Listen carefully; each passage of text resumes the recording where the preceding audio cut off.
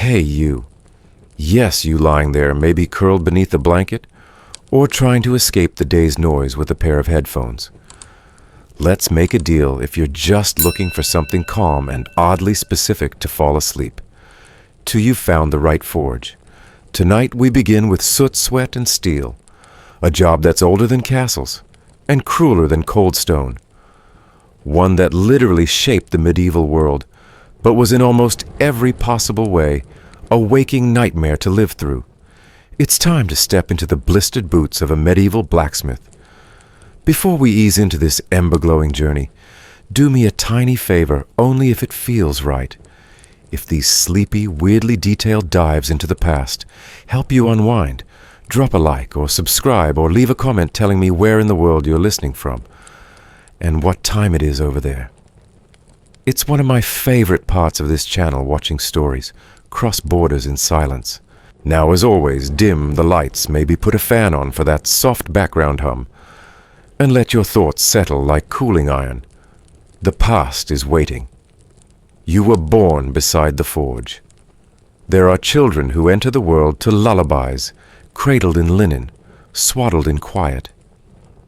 And then there's you wrapped in a blanket that smells faintly of scorched wool and rust. Your first lullaby, not a mother's hum, but the hiss of iron plunged into water. You didn't choose the fire. The fire chose you. And it's been clinging to you ever since the way smoke clings to everything: your hair, your dreams, your future. You belong to the anvil long before you even understand what an anvil is. Before your bones are finished growing, they're already aching from the heat. Your cradle wasn't near the hearth, it was the hearth. You grew up inches from flame, squinting through a haze of coal dust, as your father reshaped iron bars like they were bread dough. The family forge wasn't a business. It was a legacy. It was a sentence. You were born into the oldest unpaid internship in history, and the job description was short. Don't cry too loud. Don't trip into the fire pit. And for the love of the saints, keep the bellows going. At 2 years old, you watched. At 4, you fetched tongs. At 6, you were handed a hammer smaller than your forearm and told to copy your father's swing. Not because you were ready, you weren't, but because coal isn't going to shovel itself, and someone has to keep the furnace fed. Your toys are iron nails, bent scraps of metal, and maybe if you're lucky, a broken horseshoe too warped to repair. Your childhood games involve reenacting battles between plow blades and fencing hinges, the anvil, your castle, the fire, your dragon. The other children in your village, they run through pastures barefoot, chasing chickens and skipping stones. You, on the other hand, learn the delicate art of not getting second-degree burns by accident. And the smells. You don't realize they're strange until much later, until a traveling merchant visits and wrinkles his nose. You smell of coal and iron filings, old sweat and singed leather. The forge coats your skin like a second body. Even your meals carry it.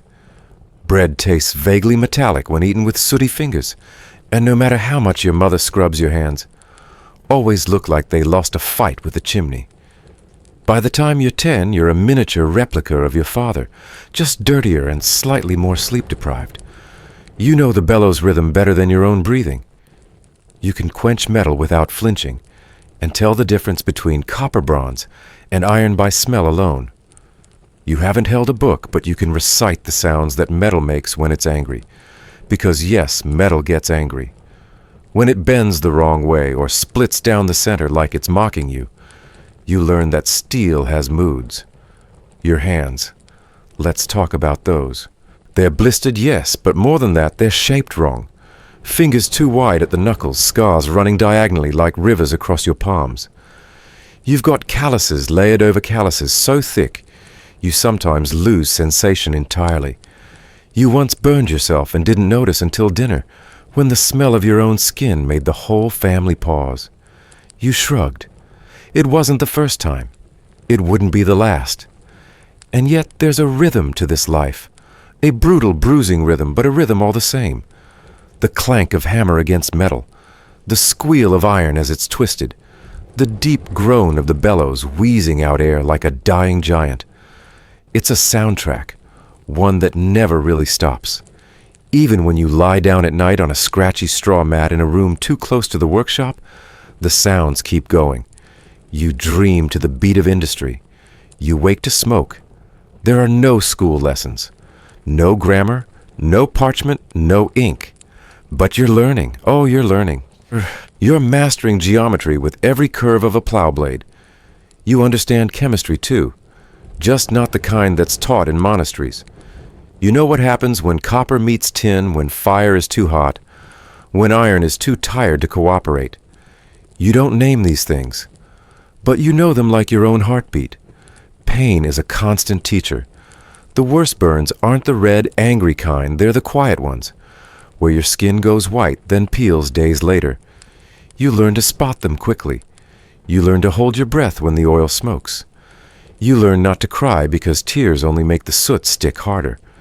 And most of all, you learn not to scream when the hammer misses, because someone is always listening, and noise means weakness, and weakness has no place in the forge. Your father doesn't praise often. When he does, it sounds like an insult with the edge sanded off. Better than yesterday, he might grunt, or didn't ruin it this time. You carry these words like medals.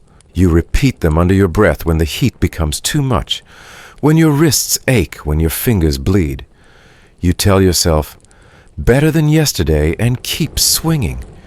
You begin to understand that the forge isn't just a place. It's a creature. It breathes with you. It watches. It tests. It punishes. And on rare days when everything goes right, the metal bends perfectly, the edge is sharp, the tempering holds it rewards. That feeling, the satisfaction of shaping something unyielding into something useful, becomes addictive. It's your only high, the only moment you feel like more than just soot and muscle and expectation. And still you're just a child. You hear about nobles, about scribes and scholars and knights. They live in towers and read scrolls and sip wine from silver. Their hands are soft their days long. They don't smell like fire. You hate them a little, but mostly you envy them. Not their wealth or their titles, but their distance from the forge. From this life, from the scars you've already earned. But you know this life is yours. It's wrapped around you like iron chains, too hot to remove, too heavy, to break, too familiar to fear. And as the years stretch on, and the seasons cycle through damp winters and sweltering summers, the forge remains constant, always there, always hungry, always demanding more of you. It's not a job. It's not a skill. It's a sentence you were born into, and it's only just begun.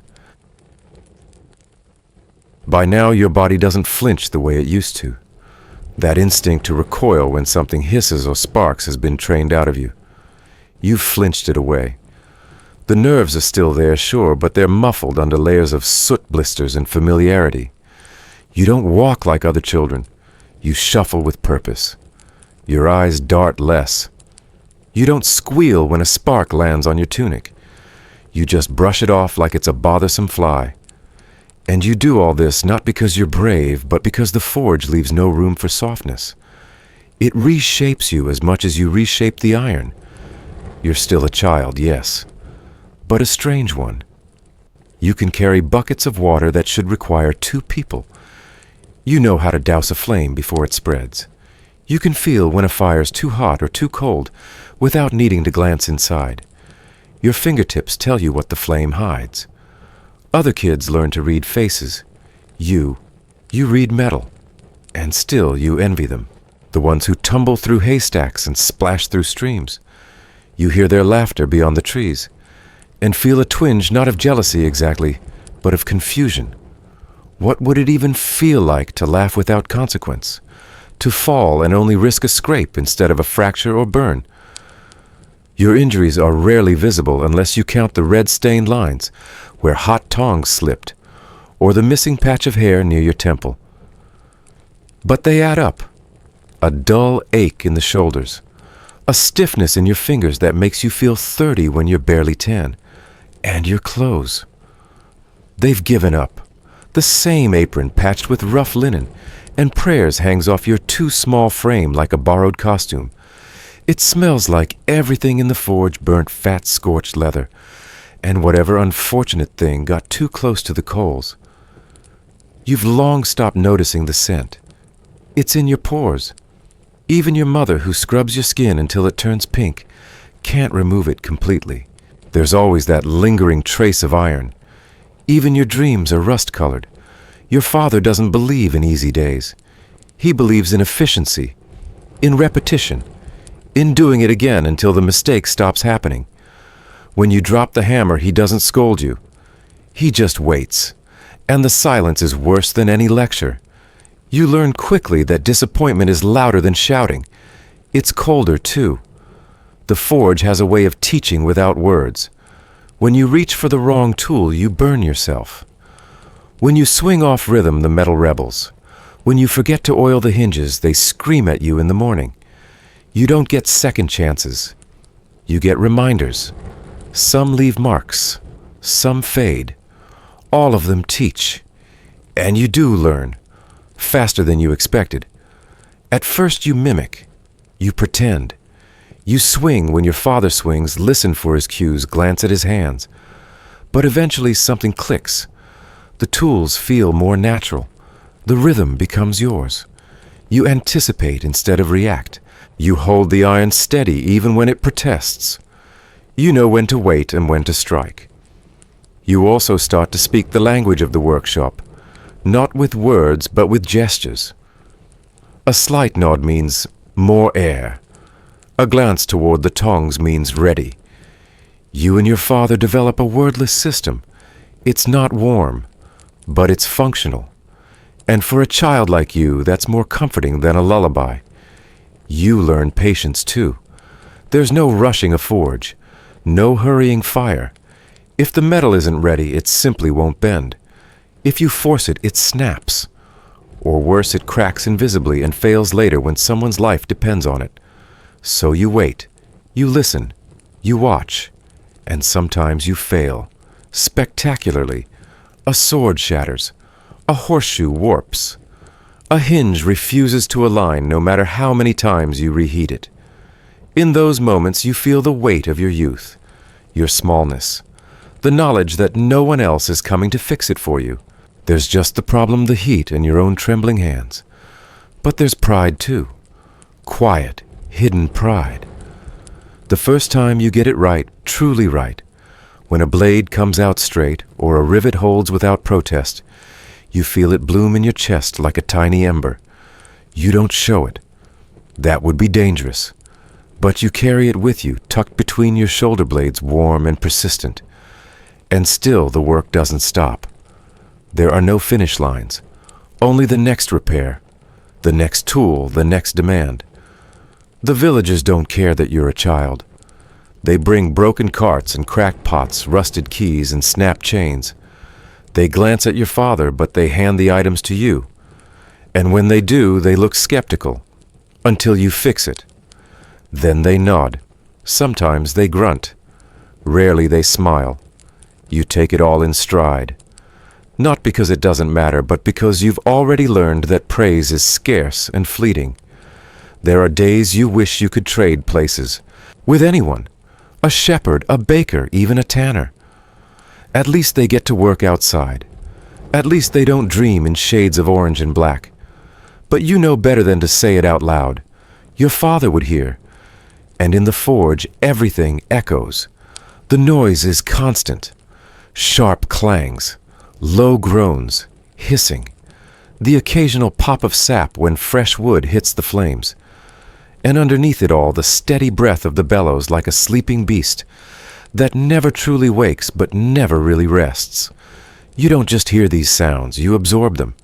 They weave into your muscles, your reflexes. You could probably swing a hammer in your sleep. And maybe you already do. You don't keep time by sun or bell. You keep it by tasks. Morning means coal, midday means water, evening means quenching, And night-night means replaying every mistake while your arms throb and your stomach growls. Meals are simple. Bread when it's not stale. Cheese if there's any left.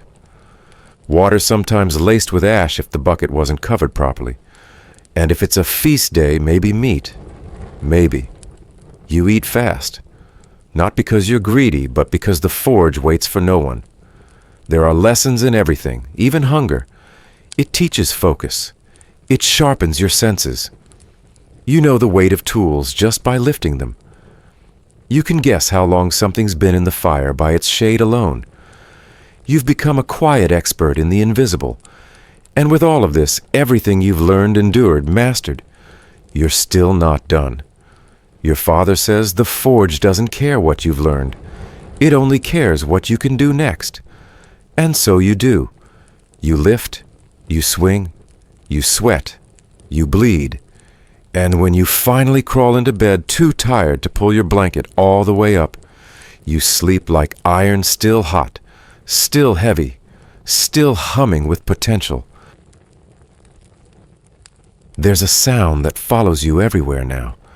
You don't hear it the same way anymore. It's deeper than hearing. It's in your bones, in the tightness of your shoulders, in the way your heartbeat starts to sync with rhythm. The forge has become a symphony, and every day you're both the musician and the instrument. The hammer is your metronome. The metal sings or screams depending on how well you treat it. And you, young as you still are, can tell the difference. It always begins with the bellows. The low, wheezing groan of air forced into the coals is the forge's first breath of the day. You pump it instinctively now, adjusting the angle without thinking. You know how to listen for the change in tone, the shift from dull to sharp as the fire hits its stride. Then comes the scrape of tongs on stone, the shuffle of boots over soot, the first hiss of iron pulled from the flame. You don't flinch. Not anymore. By the time your father strikes the first blow, your senses are already fully tuned. You don't need to look to know if the hammer hit true. The sound tells you everything. A clean, sharp ring means progress. A flat, muted clank means something's off angle pressure, maybe even the temperature. You listen like a musician listens for a missed note. The forge is your orchestra, and mistakes echo louder than successes. This is how you track time. Not by clocks, because your village has none. Not by sun, which is often hidden behind soot-darkened walls. But by sound. You know when it's midday because the fire sounds thirstier. You know it's evening when the clangs grow more impatient, as if both man and metal are growing tired together. You can tell which tools your father's using by their voices. The hammer for shaping. The punch for piercing.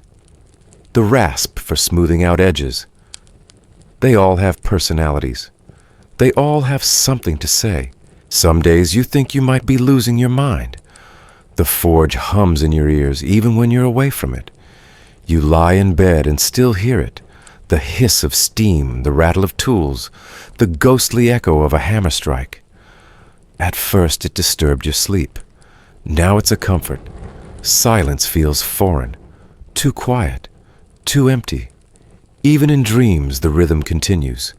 You walk through glowing corridors of fire and sound your footsteps, in perfect time with a beat only you can hear. There's one particular sound you hate, the shriek of iron that's been quenched too soon. It's a sharp, high-pitched whine that feels wrong, like pain. You heard it once when your father misjudged the heat. The blade cracked in two, clean and cruel. He said nothing, but his eyes narrowed. You remember the way he ran a hand over the fracture, like trying to understand betrayal. Since then, you've feared that sound more than any shout. You start to notice your own rhythm emerging. You're no longer just echoing your father. You have preferences. You like the sound of drawing out a blade's edge, long strokes, steady pressure. You prefer quenching late, even if it risks warping. You hate sharpening. Too fiddly, too quiet. You like noise. You like certainty. It's around this time that the forge stops feeling like a separate space. It starts to feel like part of you. You walk differently inside it, slower, more grounded. You speak less. Not because you have nothing to say, but because words feel unnecessary. The metal doesn't care what you say. It only cares how you move, how you hold, how you strike. And yet for all the mastery you're gaining, there's still a price. Your ears ring more than they used to. You miss things people say, especially if they speak quietly.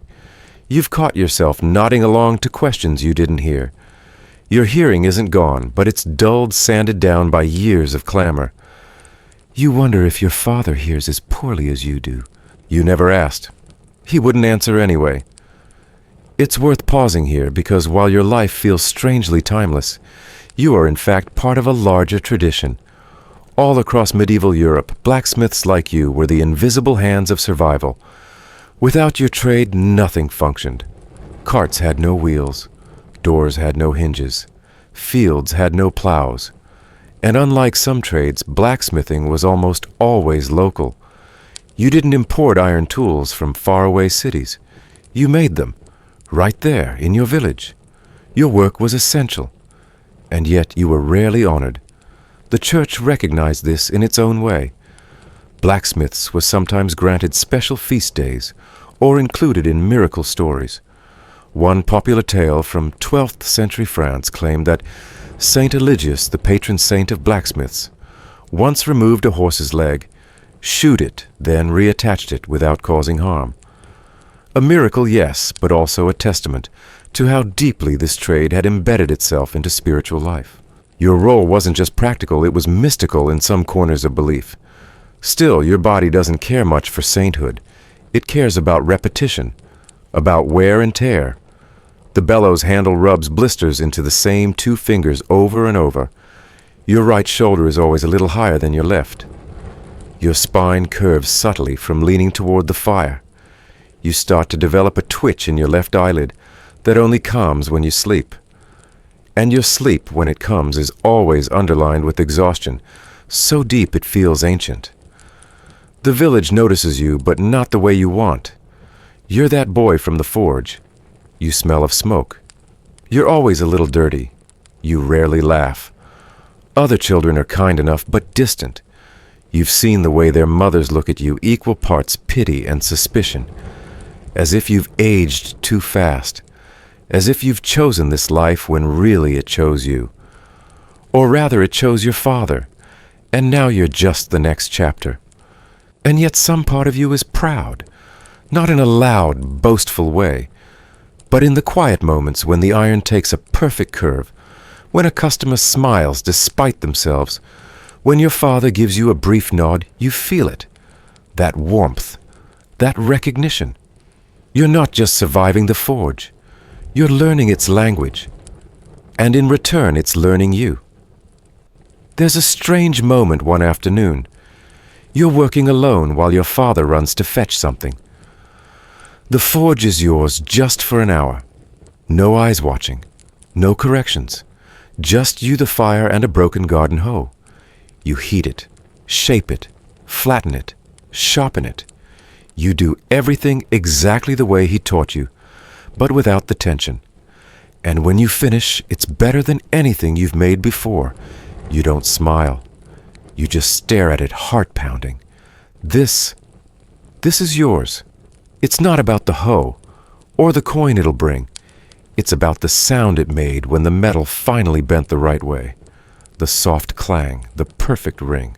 It echoed through the forge like a song you'd been waiting to hear. And in that moment, you understood something the forge may never love you back, but at least now it listens when you speak. There comes a moment somewhere between the bruises and the burns when you stop thinking of your hands as yours. They become something else, tools maybe, or instruments of the forge. They no longer feel delicate, no longer resemble the hands of a child. They're rough, always warm to the touch, even in the coldest months. They carry heat the way cloth holds smoke, deep, stubborn, and permanent. Your fingers are wider than they used to be. Not swollen, not exactly just thickened, like wood that's been soaked and dried too many times. The knuckles are hard little knobs, always cracked, always scabbed. You've forgotten what it feels like to have soft skin. You try sometimes to remember, but those memories have faded like handprints washed off a dusty table. Nails. You don't have nails so much as chips of horn. Some are gone entirely. Others grow back warped, thick, and yellowing as if they're as confused by the heat as you are. You once cut your fingertip on your own thumbnail, that's how sharp they've become. And no matter how much you scrub, there's always a stain. A deep charcoal gray that clings like guilt. You've joked once quietly that even the Nile couldn't wash your hands clean. No one laughed. Maybe because they knew it was true. Burns are daily now. Some small, just red spots barely worth noticing. Others more serious. You've learned which ones to ignore and which ones need wrapping. You've also learned how to wrap them yourself. The first time your skin blistered open, your father handed you a scrap of linen, pointed to the water bucket, and said, "Figure it out." And you did. You always do. The pain is constant, but it changes shape. Sometimes it's sharp and immediate. Sometimes it's dull and heavy like wet wool draped across your bones. You stop flinching. You stop hesitating. You just work. Because if you stopped every time it hurt, you'd never get anything done. Still, the forge has its limits, and so do you. There are moments when you can't hold the hammer anymore, when your grip slips even though your mind says, "Hold." Your fingers twitch. Your wrists throb. You drop things you never used to drop. A nail, a tong, a bucket of water. You pretend it's nothing. You pick it up. You keep going. But the forge remembers, and it makes you remember too. One afternoon you crack a blade, not from heat or pressure, but because your hand simply jerked at the wrong moment. A muscle spasm, that's all. Your father doesn't yell. He just exhales long and slow and says, "You're getting tired." It's not an accusation. It's worse. It's the truth. And in the forge, truth burns more than fire. You try to fix it. You reheat the blade, hammer it smooth. But the crack's too deep. You can't undo it. You toss it aside and start over. That's the rule. Never patch what should be reforged. In blacksmithing, as in life, shortcuts only lead to snapped edges and broken trust. But here's the thing. Despite everything, you care for your tools. Maybe too much. You line them up every night, oil them, inspect them. Each one has a place, a rhythm, a role. The hammer that fits your grip just right. The chisel you've sharpened 100 times. Even the rasp with the broken tooth, you keep it, because it still works mostly. You talk to them sometimes, not out loud, but in your head. You whisper promises. "Tomorrow I'll clean you better. I won't drop you again. Just get through this job." It sounds foolish, but it works. They feel like allies in a war you never signed up for. The forge is a battlefield, and your hands are your soldiers. They take the damage. They hold the line. And yet it's the quiet injuries that scare you more. The ones that don't bleed. The ones no one sees. You start to notice numbness. A fingertip that doesn't feel the hammer's handle anymore. A thumb that struggles to grasp. You try shaking it off. Maybe it's the cold. Maybe it's nothing. But it lingers. The tingling. The dead spots.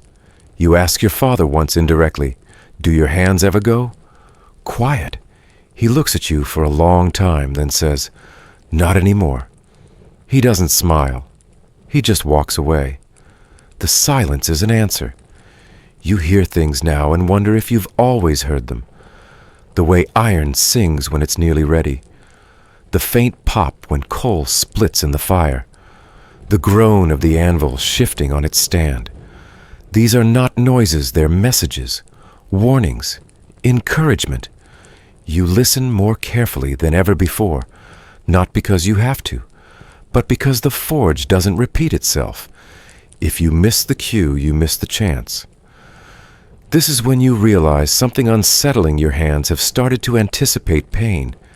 They flinch before the burn twitch, before the spark. They're learning in ways your mind can't control. It's not fear, it's memory. Muscle memory, nerve memory.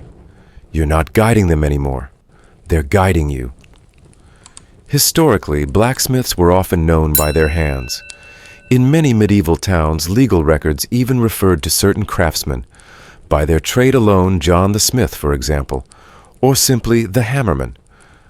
Their identities were fused to their work. In some regions of Scandinavia, blacksmiths were even buried with tools wrapped in their arms, as if the body wouldn't know what to do without them in the afterlife. And in folklore, the hands of a smith were seen as both a blessing and a curse, capable of healing, but also feared for their power. You think of this sometimes late at night, of how your hands will never fully recover, of how even if you walked away tomorrow, the forge would stay with you, in the scars, in the posture, in the way you wince when someone slams a door too loudly. This trade doesn't just leave marks. It leaves echoes. There's a superstition in some villages that blacksmiths carry fire inside them, that their blood runs hotter, that if you cut them, the wound smokes before it bleeds. It's nonsense, of course. But when you look at your hands cracked swollen, tougher than most shoes, you almost believe it. There's a moment toward the end of the day when your hands tremble so badly you can't thread a needle or tie a rope. You try anyway. You fail. You sit down and stare at your palms. They look like tree bark, like something grown from the earth instead of born. And yet, despite it all, you don't stop. You can't. The forge doesn't ask if you're ready. It just opens its jaws and waits. And your hands' traitorous, loyal things reach back in. The fire never really sleeps. Even when the embers shrink and the bellows fall silent, the heat lingers like a memory that refuses to fade. It coils in the stone, creeps up the walls, sinks into the wooden beams of your home. And your bones carry it too. That residual warmth, that deep aching hum in your wrists and shoulders, in your back and knees. Sleep comes like a negotiation, never a gift. You collapse into it more than you drift too tired to dream properly, too sore to stay asleep long. Your bed isn't a bed, not really. It's more of a commitment to discomfort. A straw mattress that's always either too lumpy or too flat. Sometimes both. You lie down in your tunic because it's too much effort to change. You keep your boots nearby, close enough to grab in the dark, in case a customer bangs on the door at dawn needing a horseshoe repaired or a broken scythe mended before the sun rises. And beneath your blanket, a scorched, smoky piece of wool that smells faintly of old ale. And even older regrets, you curl your raw hands into fists and try to forget how much they throb. But sleep doesn't come quickly. Your brain keeps hammering long after your hands stop. You replay every task from the day. The hinge that creaked weird. The blade that cooled too fast. The order you didn't finish. The tool you might have left out in the rain. And worst of all, the face of the customer who still owes you payment. 6 eggs and a thank you, neither of which ever arrived. Even in rest, you're on duty.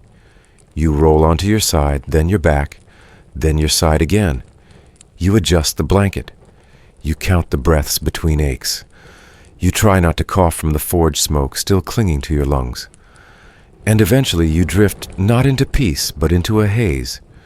You dream of heat and sparks and tasks you haven't done yet. You dream of hammering endlessly over and over, and just when you finish the job, starts again. You wake with your fingers twitching. This is your rhythm now. Work, collapse, regret, repeat. You begin to notice how sleep affects your work. When you get too little, and that's most nights, your grip loosens. Your accuracy falters. You waste coal reheating iron because you can't stay focused long enough to shape it before it cools. And when you do sleep deeply, it's only because your body forces the issue. You wake up confused, starving sore, and with your clothes stuck to your back from sweat. But rested never. It's a hard truth sleep is dangerous in the forge. If you're caught resting during the day, even for a moment, you'll hear about it. From your father, from customers, from other villagers. Rest is laziness. Sleep is weakness. There's work to do. There's always work to do. So you press on. You drink water, stretch your arms, roll your neck, and lie to yourself, I'm fine. You say it enough times that it almost becomes true. Still, you find small ways to steal back rest. A lean against the forge wall when no one's watching. A moment with your eyes closed while the iron heats. You count these like others count coins. Not because they're restful, but because they're yours. Little rebellions, quiet victories. You learn to sleep standing up or with your head on the work table, or sitting near the fire with your fingers still gripping a handle. But the cost keeps climbing. One morning you wake to find your left arm numb, just for a minute, then two. You panic shake it, slap it, and eventually the feeling returns tingling and painful. You say nothing, but inside something shifts. You begin to wonder what would happen if you couldn't use your hands at all, what you'd be without them. The answer terrifies you. You'd be nothing. In truth, you already feel yourself slipping. Not into illness, though that lurks too, but into something slower. You drop things more often. Your knees pop when you stand. Your shoulders grind when you lift. You're still young, but your body doesn't believe it. It's been aged by fire and repetition. Historically, blacksmiths suffered from a wide range of physical ailments due to their working conditions. Manuscripts from the 14th and 15th centuries describe Smith's palsy, a condition where repeated hammering led to tremors and hand stiffness. Chronic respiratory issues were common too, thanks to the inhalation of coal dust iron particles and chemical vapors, especially from processes like quenching and grinding. Some blacksmiths even developed what would now be called occupational asthma, though no one in your village knows what to call it beyond forge cough. You've had the cough for years. It comes and goes. Some days it feels like a furnace has set up camp in your chest. Other days it's just a background rattle like loose nails in a drawer. You don't think about it unless someone asks, and no one ever does. The villagers still come. They always come. Even when they know you're too tired. Even when you tell them tomorrow would be better. They smile. They nod. And then they say, "It'll just take a minute." Nothing ever takes a minute.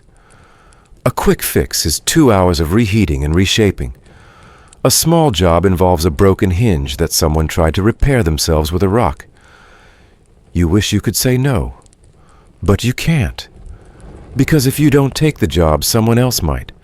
And not all smiths care about quality. There's a traveling blacksmith who visits the next village over.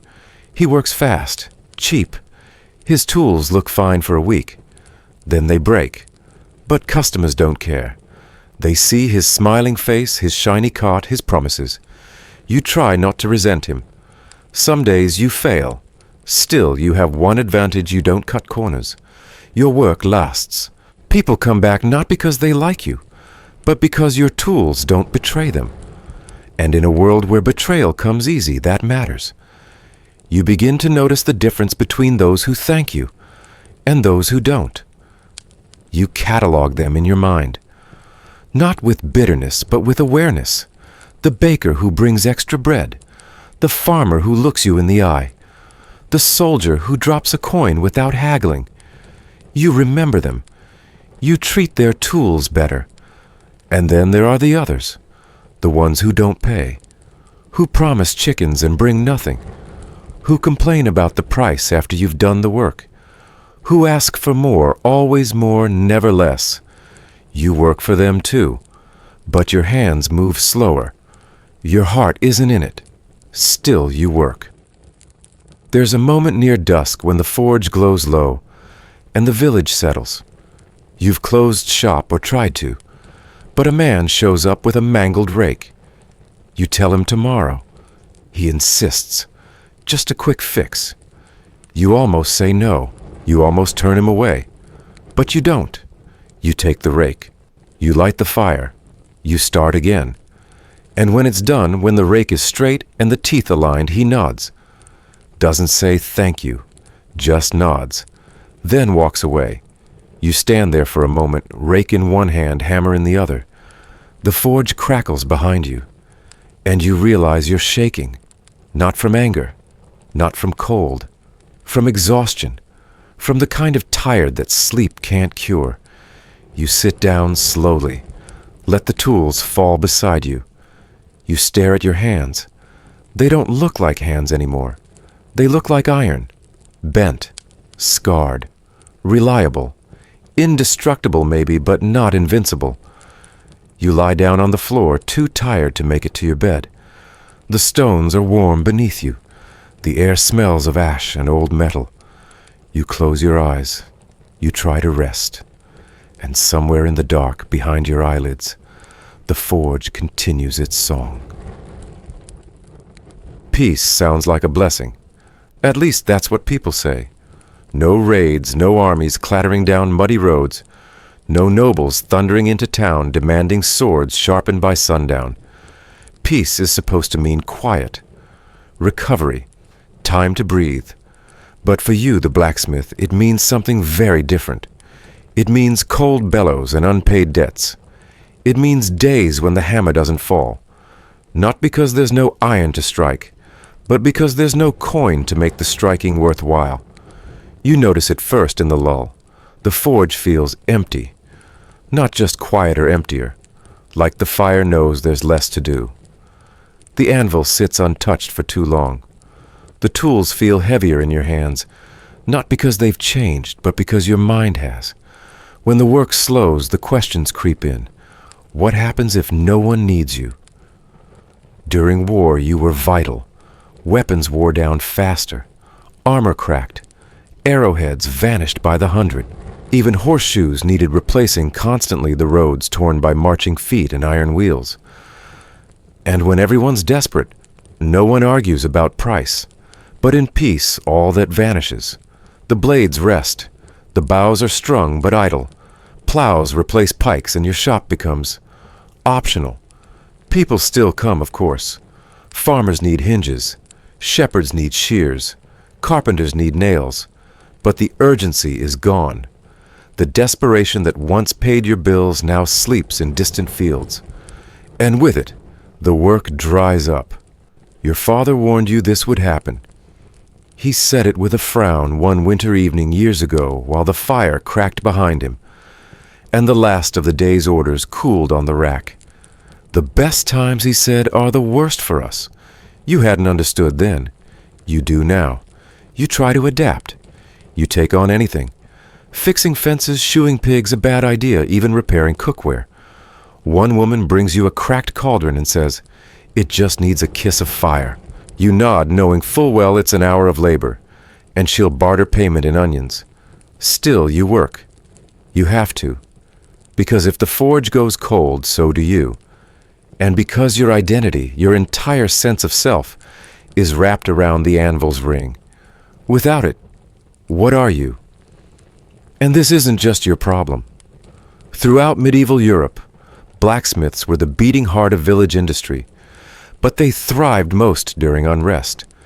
During the 100 Years' War, English and French, blacksmiths were inundated with military commissions, swords, helmets, nails for siege engines. But in peacetime, many turned to domestic wares, or left their trade entirely. Some even took to traveling peddling iron goods across villages, never settling, never building, because a stationary forge without orders is just a stone oven waiting to be forgotten. Your forge isn't forgotten, not yet, but it is quieter. The bellows cough instead of roar. The coal pile shrinks more slowly. Your body used to 12 hours of movement feels heavy with idleness. You pace. You polish tools that don't need polishing. You run your fingers along the shelves as if waiting for them to speak. And your father, he changes too. Not in words, but in posture. He sits more, stares at the coals longer. His hands shake now, not from heat, but from absence. The act of not working ages him faster than the work ever did.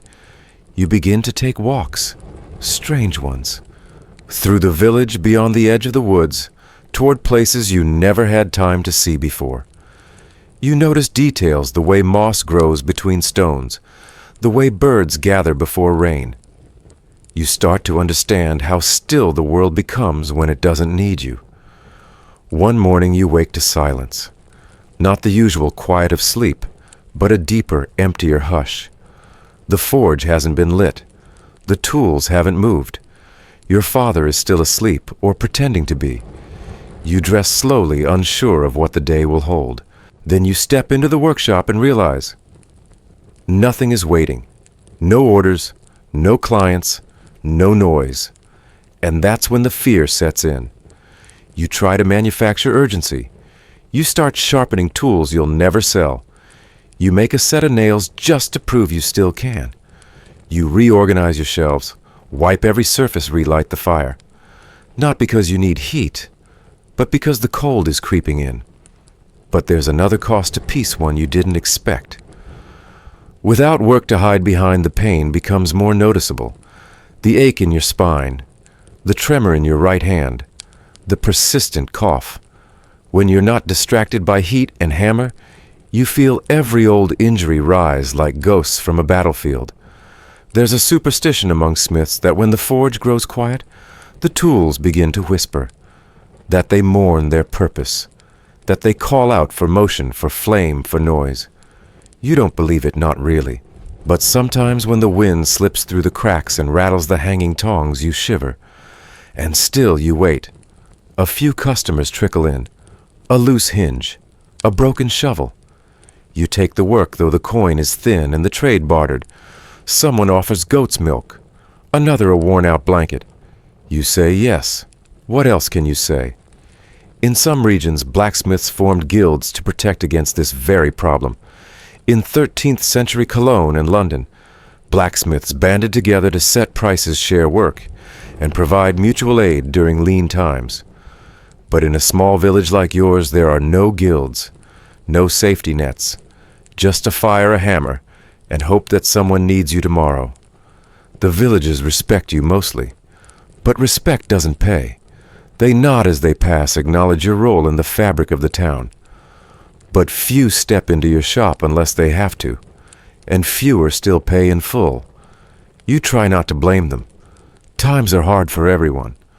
The baker stretches dough thinner. The miller watches the grain more closely. The innkeeper reuses candles. But still you feel the sting, not of injustice, but of invisibility. The forge becomes your confessional. You talk to it in silence. You tell it your worries, your regrets. You whisper your fears into the flames and watch them curl into the air. The forge never answers, but it listens. One evening, your father joins you. He sits beside the fire and says, "There'll be war again someday." You nod, not because you want war, but because you know he's right. History moves in circles, and when the blades come out, the world will remember who shapes them. Until then, you endure.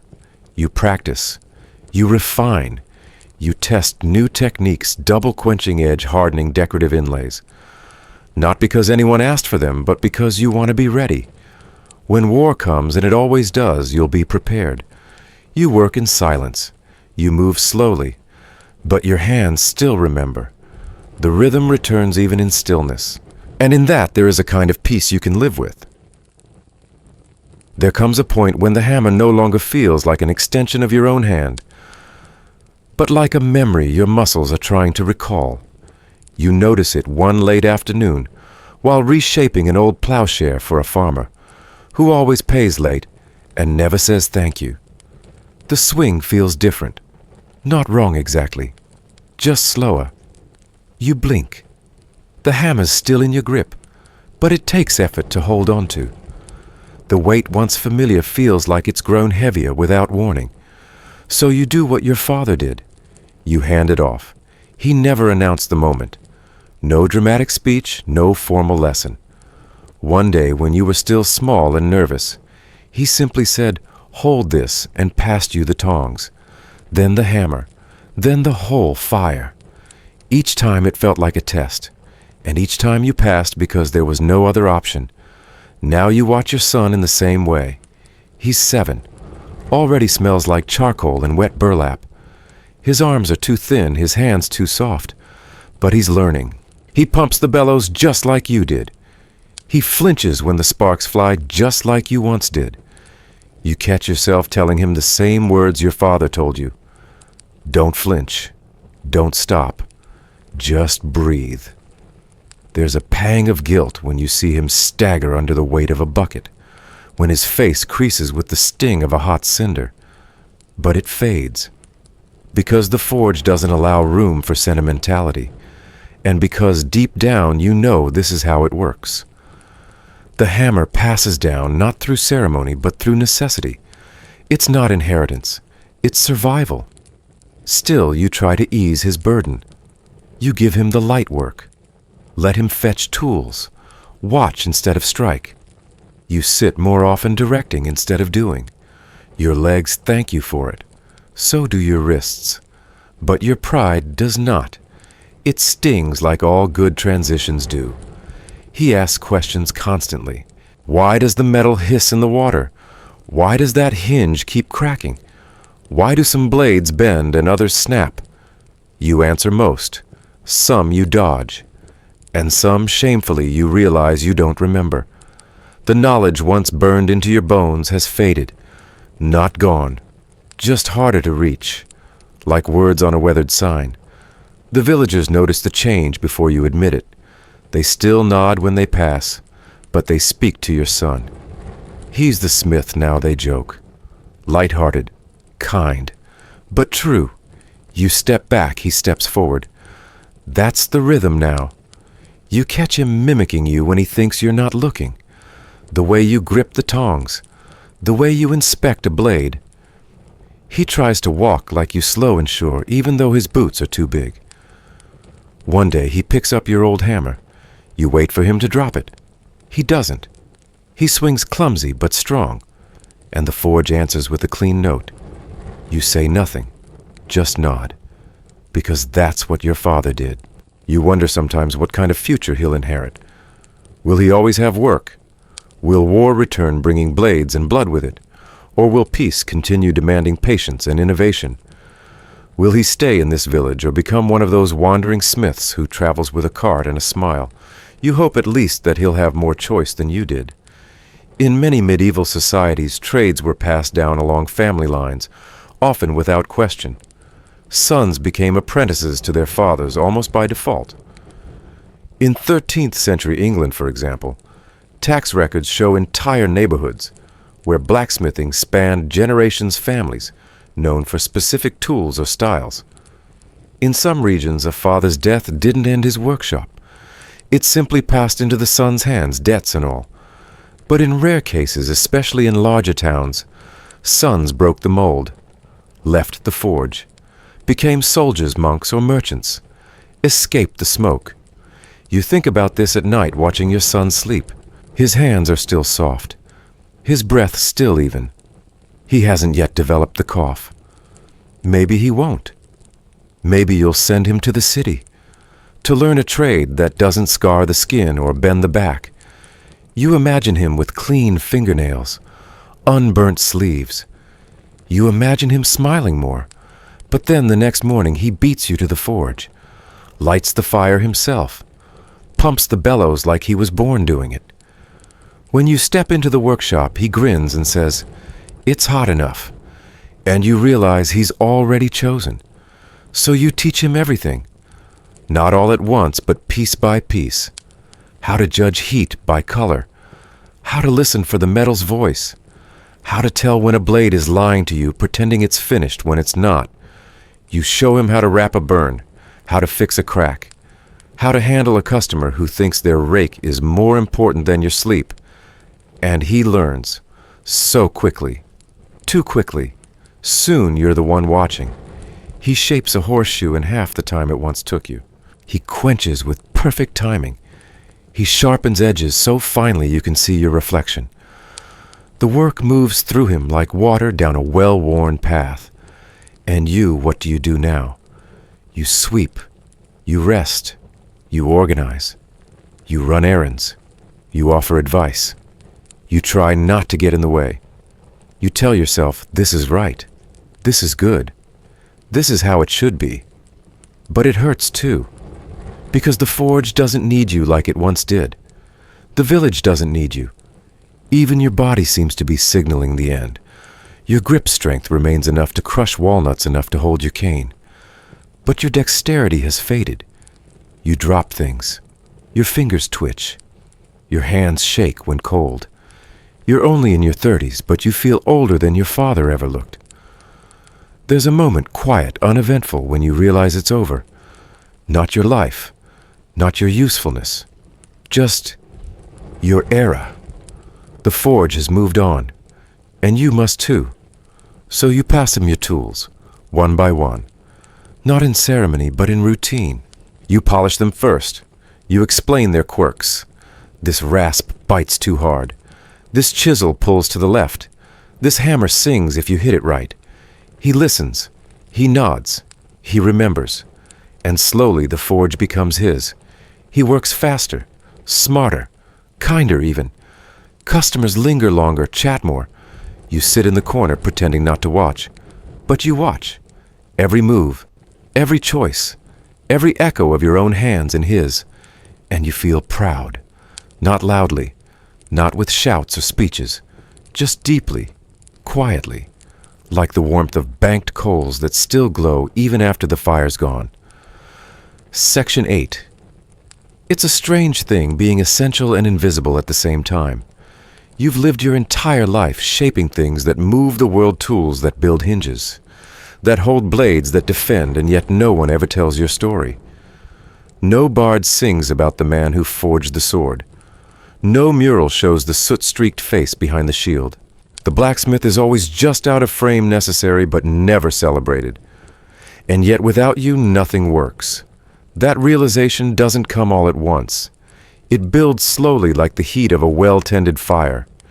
You notice it in the daily details, the way a soldier grips a sword you sharpened, the way a merchant's cart creaks less because of the rivets you reinforced, the way the church bell tolls loud and pure because you helped cast its frame years ago.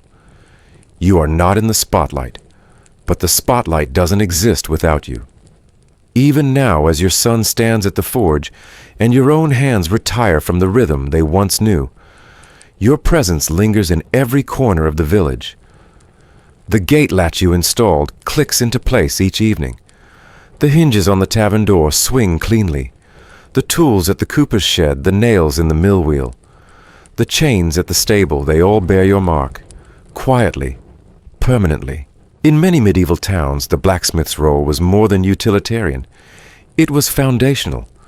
Records from 14th century England and France show that smiths often lived at the heart of the village, both geographically and socially. Their shops were hubs not only for labor, but for news exchange and sometimes even judgment. In smaller communities without formal courts, it was the smith respected for their skill and perceived fairness, who occasionally mediated disputes or settled debts with tools as collateral. You were not just a laborer, you were a cornerstone. But being a cornerstone wears you down.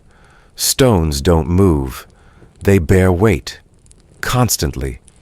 And over time, you've grown accustomed to that silence, that lack of recognition, the absence of applause. When people walk past your shop, they nod, maybe smile, but they rarely stop to ask how you're doing. They assume the forge is eternal, that someone will always be there ready to fix what breaks. But for you, this work has always been more than muscle. It's memory. It's sacrifice. It's a ledger of quiet suffering written across your skin. You've buried parts of yourself in every blade, every nail, every horseshoe. You've bled into molten iron, coughed into bellows, cursed at stubborn steel under your breath. The anvil knows your voice better than anyone else in the village, and though it never answers, it holds your secrets, like a priest, stoic, unshaken. The world doesn't stop moving when you step back. The forge keeps burning. Your son works with an ease that makes you proud and sad in equal measure. He greets customers with more words than you ever managed. He smiles. He jokes. He talks about new techniques he read about from a traveling smith. He dreams bigger. And that's good. You want that. You want more for him than you ever had. But it also means your name begins to fade. The villagers talk about the boy at the forge. They don't always mention you. Not because they've forgotten, but because your chapter has ended and his is underway. That's the nature of fire. It doesn't stay in one place. It moves. It spreads. It consumes what it needs, then leaves light in its wake. And you accept that. Still, there are moments when someone knocks on your door holding an old tool you made, a cracked shovel, a dented pot, a sword dulled by time.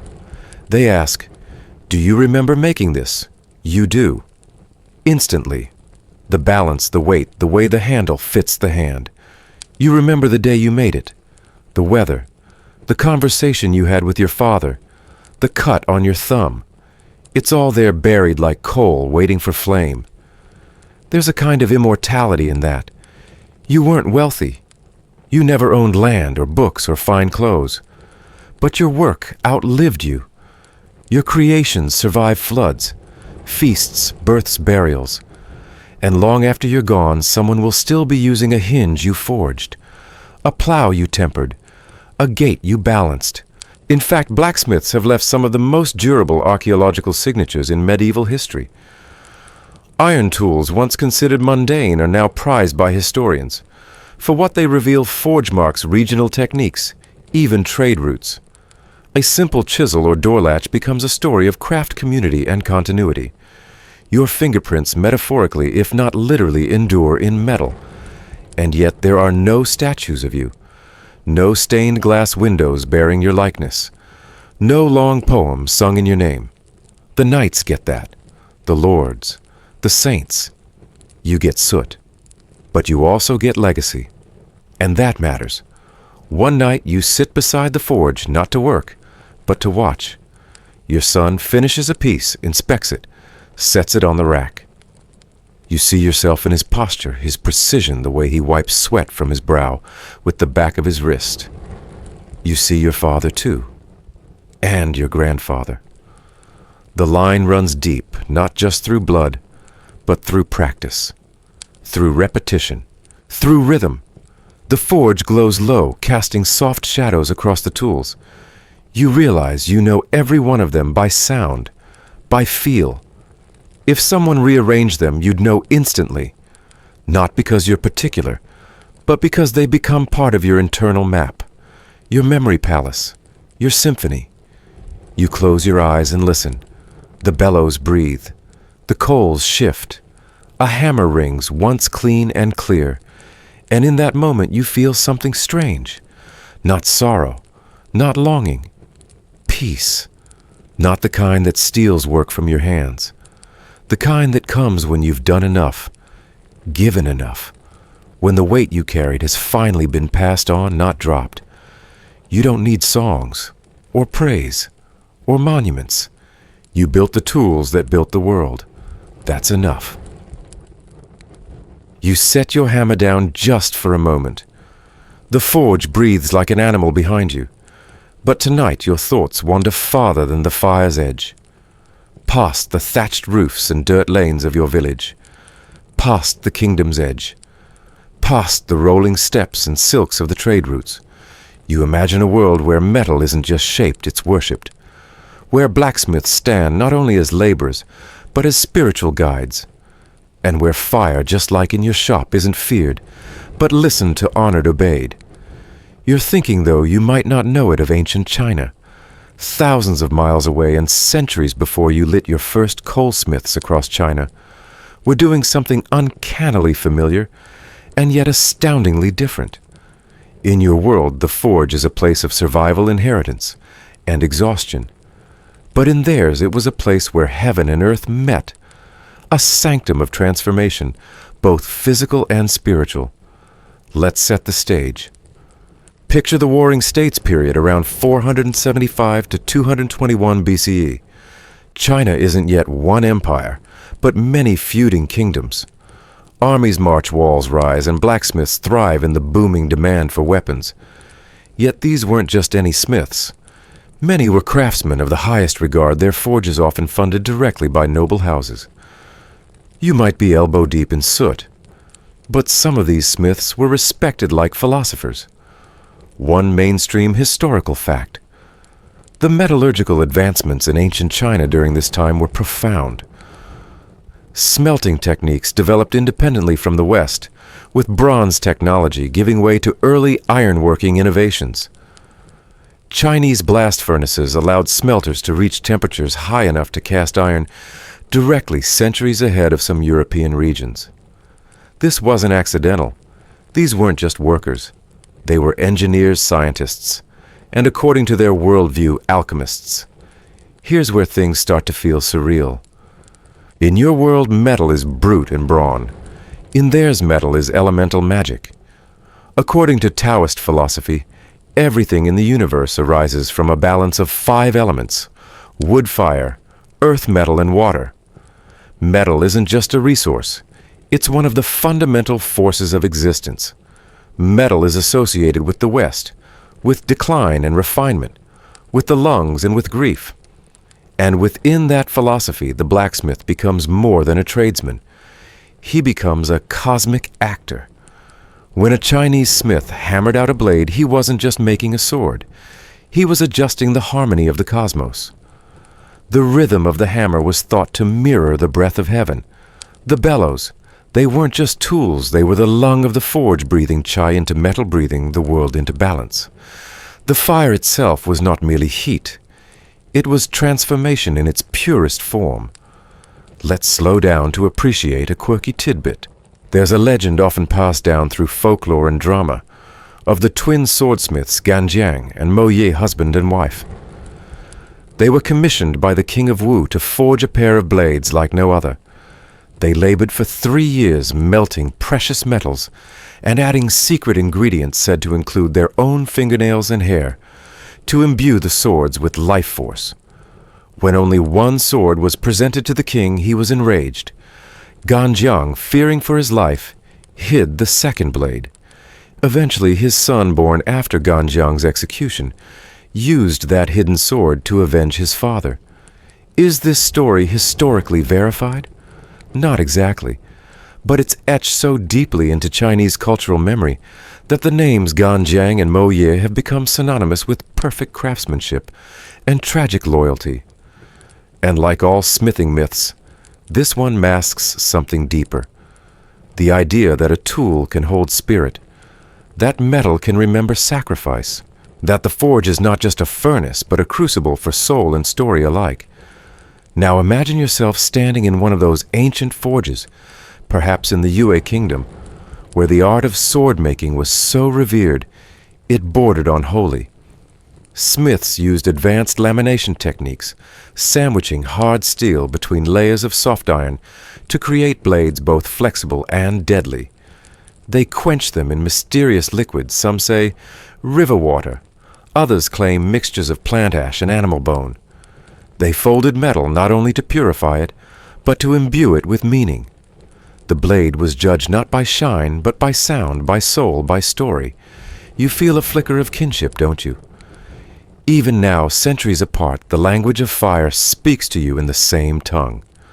Scholars today debate the real role of Taoism in ancient smithing. Some argue it was pervasive, integral to every step of the craft, from material selection to final blessing. Others say the connection was more symbolic, layered on over time to elevate the social status of the trade. This is your open scholarly debate. Historians still argue whether Chinese smith alchemists were genuinely mystical metallurgists, or if their spiritual associations were posthumously projected onto them. But either way, their work remains.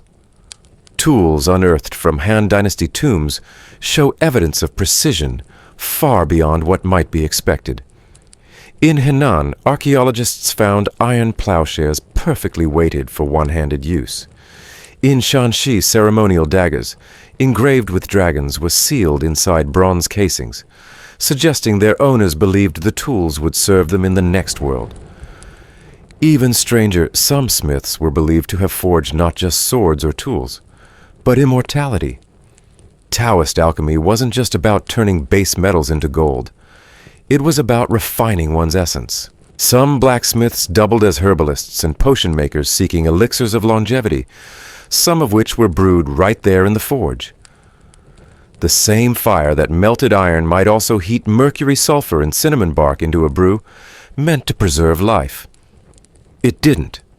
In fact, many emperors who took these immortality elixirs died of mercury poisoning. But the dream lingered. In this worldview, the blacksmith's workshop was a gate, a point between realms. You hammered not just iron, but intention. You breathed into the bellows not just air, but prayer. You stood in the center of the 5 elements, guiding them into balance through sweat and smoke. And though your forge feels nothing like a temple, you can't help but understand. You also know that heat demands respect, that each tool has a personality, that fire teaches, that metal listens. Chinese smiths, much like you, lived on the edge of 2 worlds, the material and the mythic. And their legacy, much like yours, is rarely written down. Their names fade, but their work endures. Every hinge that held a door, every plow that turned a harvest, every blade that guarded a dynasty. The world forgets who made them, but it never forgets that they worked. There's one final image worth holding. In the Huainanzi, an ancient Chinese text blending philosophy and legend, there is a passage describing the perfect blade. It cuts through silk without disturbing the threads. It splits air without sound. And when held by an unworthy man, it turns to rust. In that fable, the sword is not just a tool, but a judge of character, a mirror for the soul. You don't believe in magic swords? Not exactly, but you do believe in the truth of work, in the memory carried by your tools, in the silence of the forge where your father once stood, and where your son now waits. And if far away some long-gone Chinese smith once stood in the same silence, breathing the same ash, shaping the same fire, you feel it. The unspoken brotherhood of those who shape the world, one red-hot breath at a time. The wind cuts sharper here, not just the kind that rushes through your village streets in winter, but a northern wind, salt-soaked, snow-crusted, bitter with brine and bone. We've left behind the Taoist scrolls and the mountain tombs of China. Now we sail westward across frozen seas to the fjords and forests of Viking lands, where blacksmiths labored in cold that cracked iron and stiffened fingers before the first strike. You wouldn't envy the Viking smith's forge. It wasn't some warm stone enclosure with neatly stacked ingots and ornamental tools. No, this was a pit dug into the earth, shielded from the winds by sod walls and animal skins, lit by the flame of charcoal and the glint of volcanic stone. But from that modest hollow came weapons so deadly, so perfectly balanced, that their very names lived on for centuries. Not the names of the men who forged them. Those are mostly lost. But the names of the swords. Take Ulfbert, for example. A name etched into dozens of blades found across Scandinavia and Central Europe. The Ulfbert swords are one of the most mysterious and revered artifacts from the Viking Age. Made between the 9th and 11th centuries, these swords bore an inscription that read Ulfbert Plus, a kind of signature. But here's the kicker: these blades were made with crucible steel far superior to the bog iron used by many other smiths in the same period. Their composition and quality rivaled even that of later medieval swords in the West. Mainstream historical fact: crucible steel like that used in Ulfbert swords was typically not produced in Europe until centuries later. Scholars believe the steel may have been imported from Persia or India, possibly as wootz steel, making Viking smiths, not just metalworkers, but global traders and experimenters. To work with such material, a Viking smith needed more than muscle.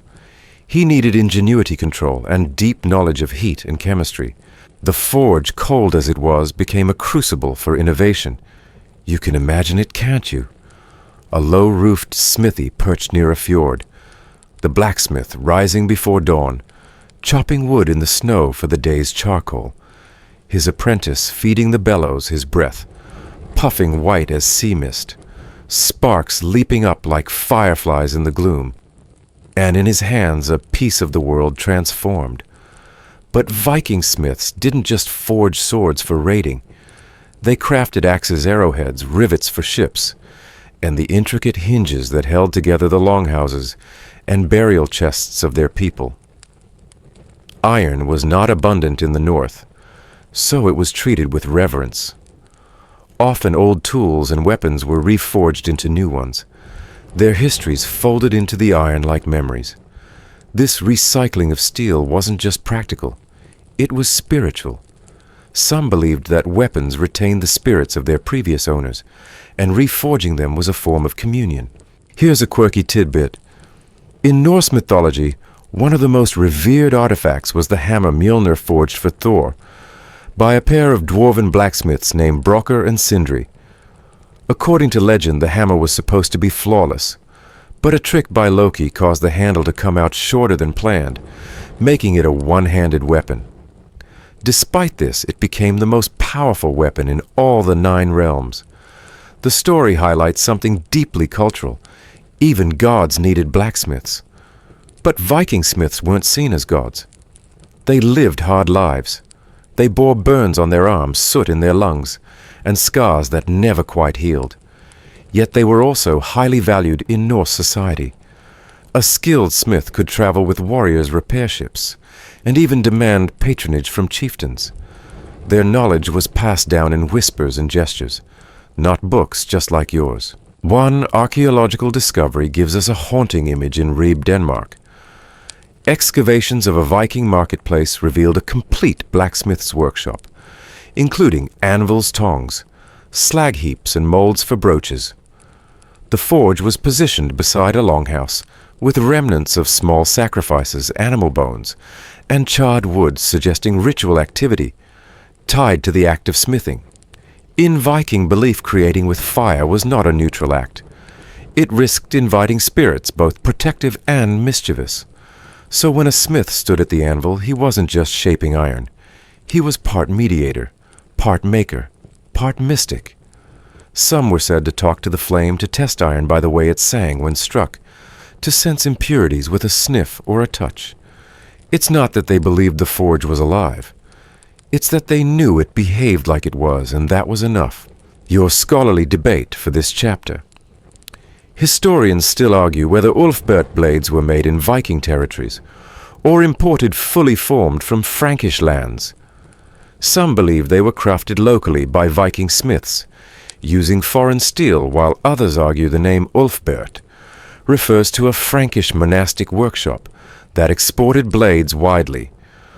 What is agreed upon is this: the presence of these swords across Viking graves and settlements reveals the deep respect accorded to superior craftsmanship, regardless of origin. And the symbolism of forging ran deep. Viking burial mounds often included blacksmith tools, not just weapons. This suggests the role of the smith transcended battle. He was a creator, a necessary figure in both life and death. To make tools that survived long after their wielder was gone, that was a form of immortality. Back in your own village, you can't help but reflect. You've felt that sensation the moment a blade cools in the water. A hiss like breath, a shape rising from formlessness. The way a flawed piece resists the hammer, fighting to be born right. That's not unique to your time. The Viking smith knew it too. He knew the weight of shaping something not just for utility, but for myth. And then there's the echo, the strange truth that even now you might be holding something born in that northern forge. A rivet from a traveling trader's pack. A blade edge reworked across generations.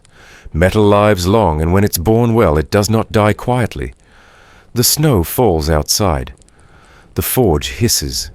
Somewhere in the deep cold past, another man wipes his brow, watching the orange glow cast shadows against frozen stone.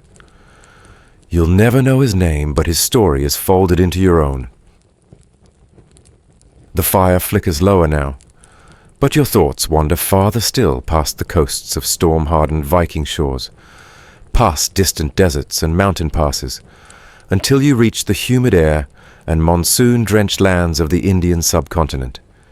Here, where banyan trees cast long shadows and temples hum with quiet devotion, you find another forge, smaller, simpler, but glowing with a brilliance all its own. You might think your blacksmithing life has taught you everything about working metal. The timing, the patience, the trust it takes to listen to heat. But in this new place in ancient India, you meet craftsmen who have shaped metal in ways your world hasn't even dreamed. They don't just tame iron, they coax it into perfection. And what they make has no equal, not in China, not in Rome, not in the kingdoms of Europe, not even in the sagas of the North. They call it Wootz steel, and if you've never heard of it, that's no fault of yours. This steel, born from the furnaces of southern India as early as the 6th century BCE, was both a secret and a legend. It wasn't just strong, it was mesmerizing. The surface shimmered with patterns like flowing water or crushed silk, the result of carbon interlacing with iron in mysterious, elegant ways. And for centuries, warriors, kings, and collectors from Damascus to Baghdad to Constantinople would do nearly anything to possess it. To understand how this miracle happened, you have to picture the scene: a humble smith in a village near what is now Tamil Nadu, hunched beside a clay crucible. Inside, tiny pieces of wrought iron, charcoal, glass, and leaves, each added in careful measure, not a gram too much. The crucible is sealed, then set inside a small furnace. The fire builds slowly.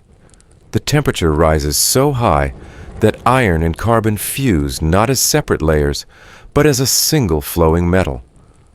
When cooled, this cake of steel, called an ingot, can be forged into swords that hold an edge for months, that do not shatter under pressure, that cut through armor with the softness of a breeze. Wootz steel isn't folded like Japanese tamahagan. It is cooked, transformed, infused with carbon at the deepest level, the way a soul might absorb a lifetime of silence and pain and still shine. The strangest part: these smiths didn't have modern chemistry, no knowledge of molecular structures, no written equations, just intuition, trial, and law passed mouth to mouth across generations. They understood in their own language what modern metallurgists would only rediscover 2,000 years later. And you standing at your own forge would recognize the rituals, the smell of burning leaves, the way the steel sings when struck just right, the test of a blade against fresh-cut cloth. And perhaps like them you would whisper something, not a word but a breath, as the steel begins to take shape. Steel wasn't the only thing these Indian smiths mastered. From temple bells the size of ox carts to bronze statuary that glowed like honey in the sun, metallurgy in ancient India was both a science and an offering. The Dokra artisans of central India used the lost wax method to cast tribal figures and sacred icons, a technique that has remained unchanged for more than 4,000 years. And in the far south, iron pillars were erected, not for war but for devotion. The most famous, the Iron Pillar of Delhi, stands over 23 feet tall and has not rusted in more than 1/600 years. Let that sink in. You've fought rust your whole life.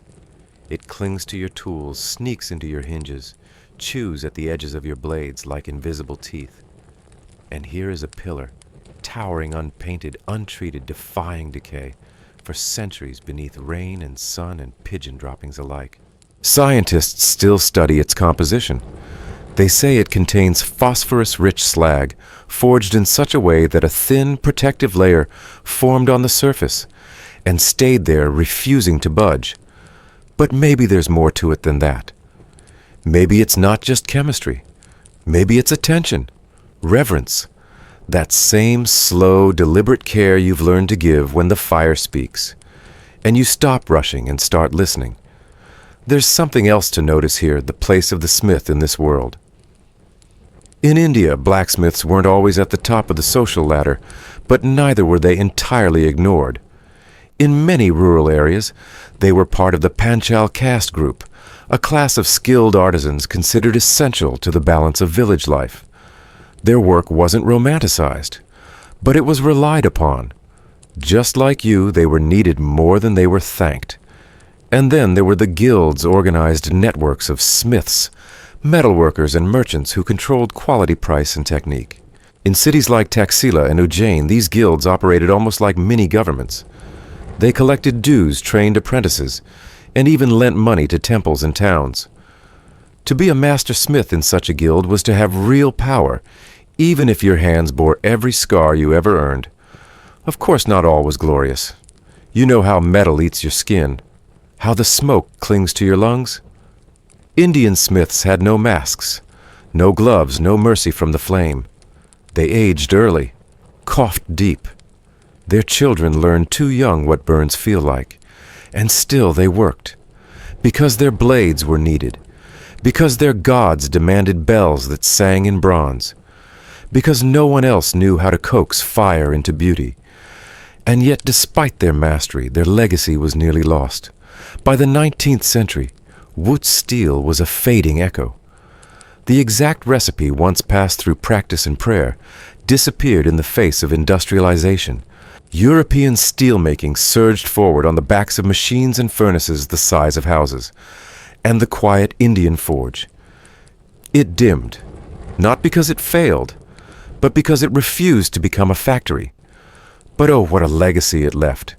Many of the most famous Damascus blades, those feared and fabled scimitars of the Islamic Golden Age, were forged from Wootz ingots, imported from India.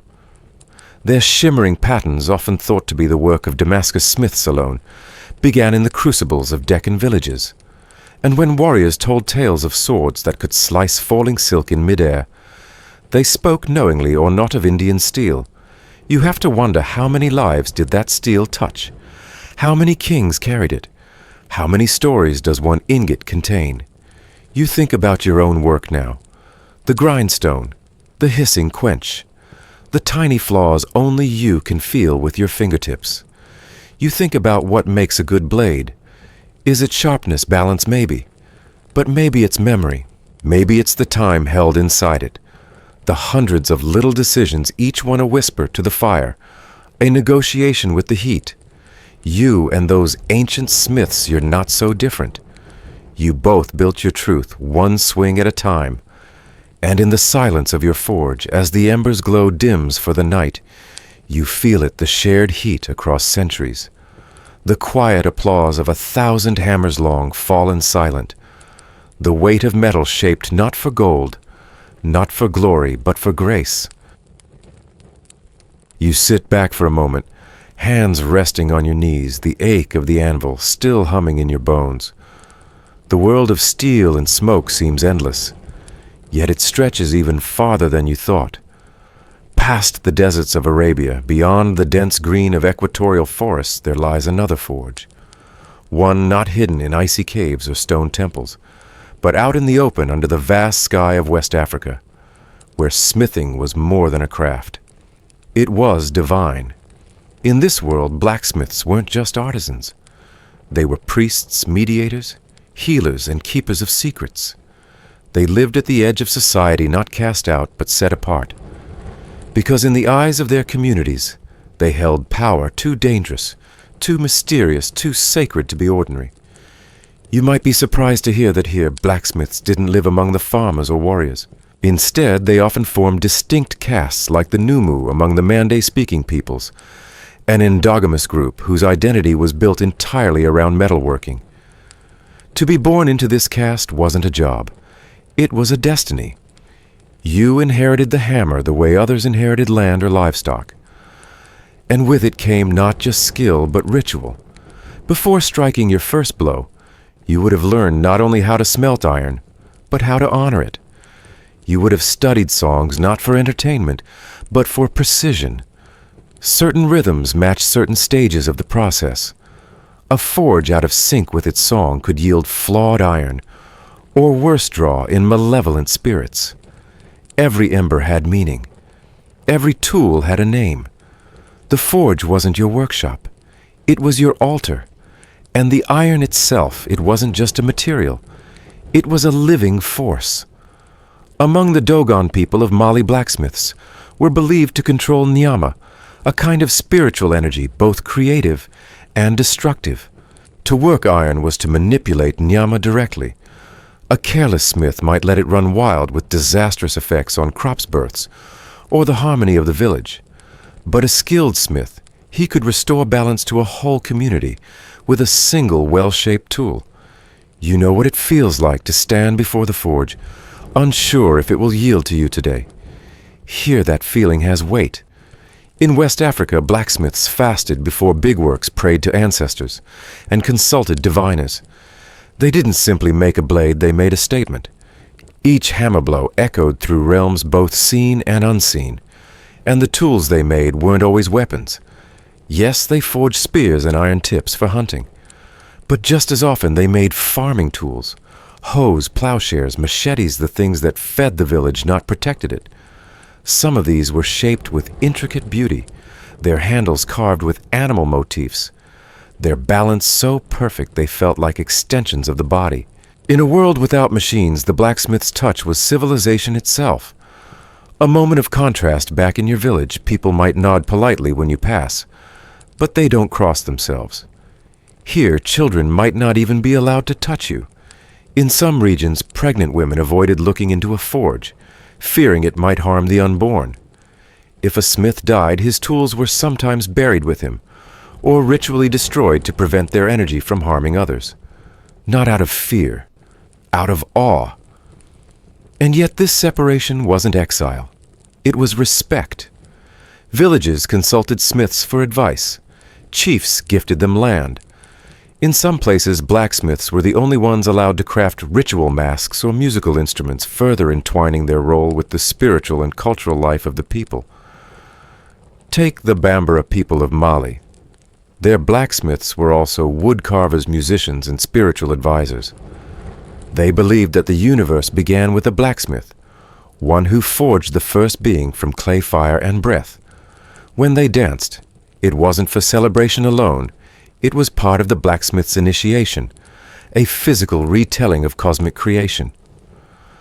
Let's pause for a moment, because this is more than a curiosity. It's a mirror. You've always known there's something sacred in this work. You felt it when the metal bends just right, when the fire breathes in rhythm with your pulse, when a blade, once just a bar of rusted nothing, emerges, with a purpose so clear it steals your breath. You might not speak of Nyama, but you know the feeling. You know what it means to be misunderstood, to carry something others don't see, to be essential and invisible all at once. And in this distant land across savannas and rivers and memory, your soul finds a twin. There's a curious paradox here. Though blacksmiths in West Africa held immense spiritual status, they also lived with restriction. In some traditions, they were forbidden to marry outside their caste, lest the powerful essence of their work disturb other bloodlines. Their children from birth were trained to strike iron, and sometimes forbidden to pursue anything else. The gift came with a cage, the reverence with isolation. Historians today still puzzle over how much of this was spiritual belief versus social strategy. Some argue that elevating blacksmiths spiritually also prevented them from gaining political power, a form of soft control.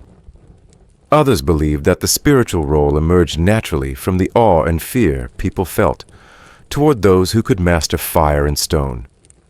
The debate continues, but one thing remains clear. These smiths held a place no one else could fill. You may never have knelt beside a termite mound furnace in the Sahel. You may not know the iron-rich red dust of Ghana, or the echo of hammer on rock beneath a baobab tree.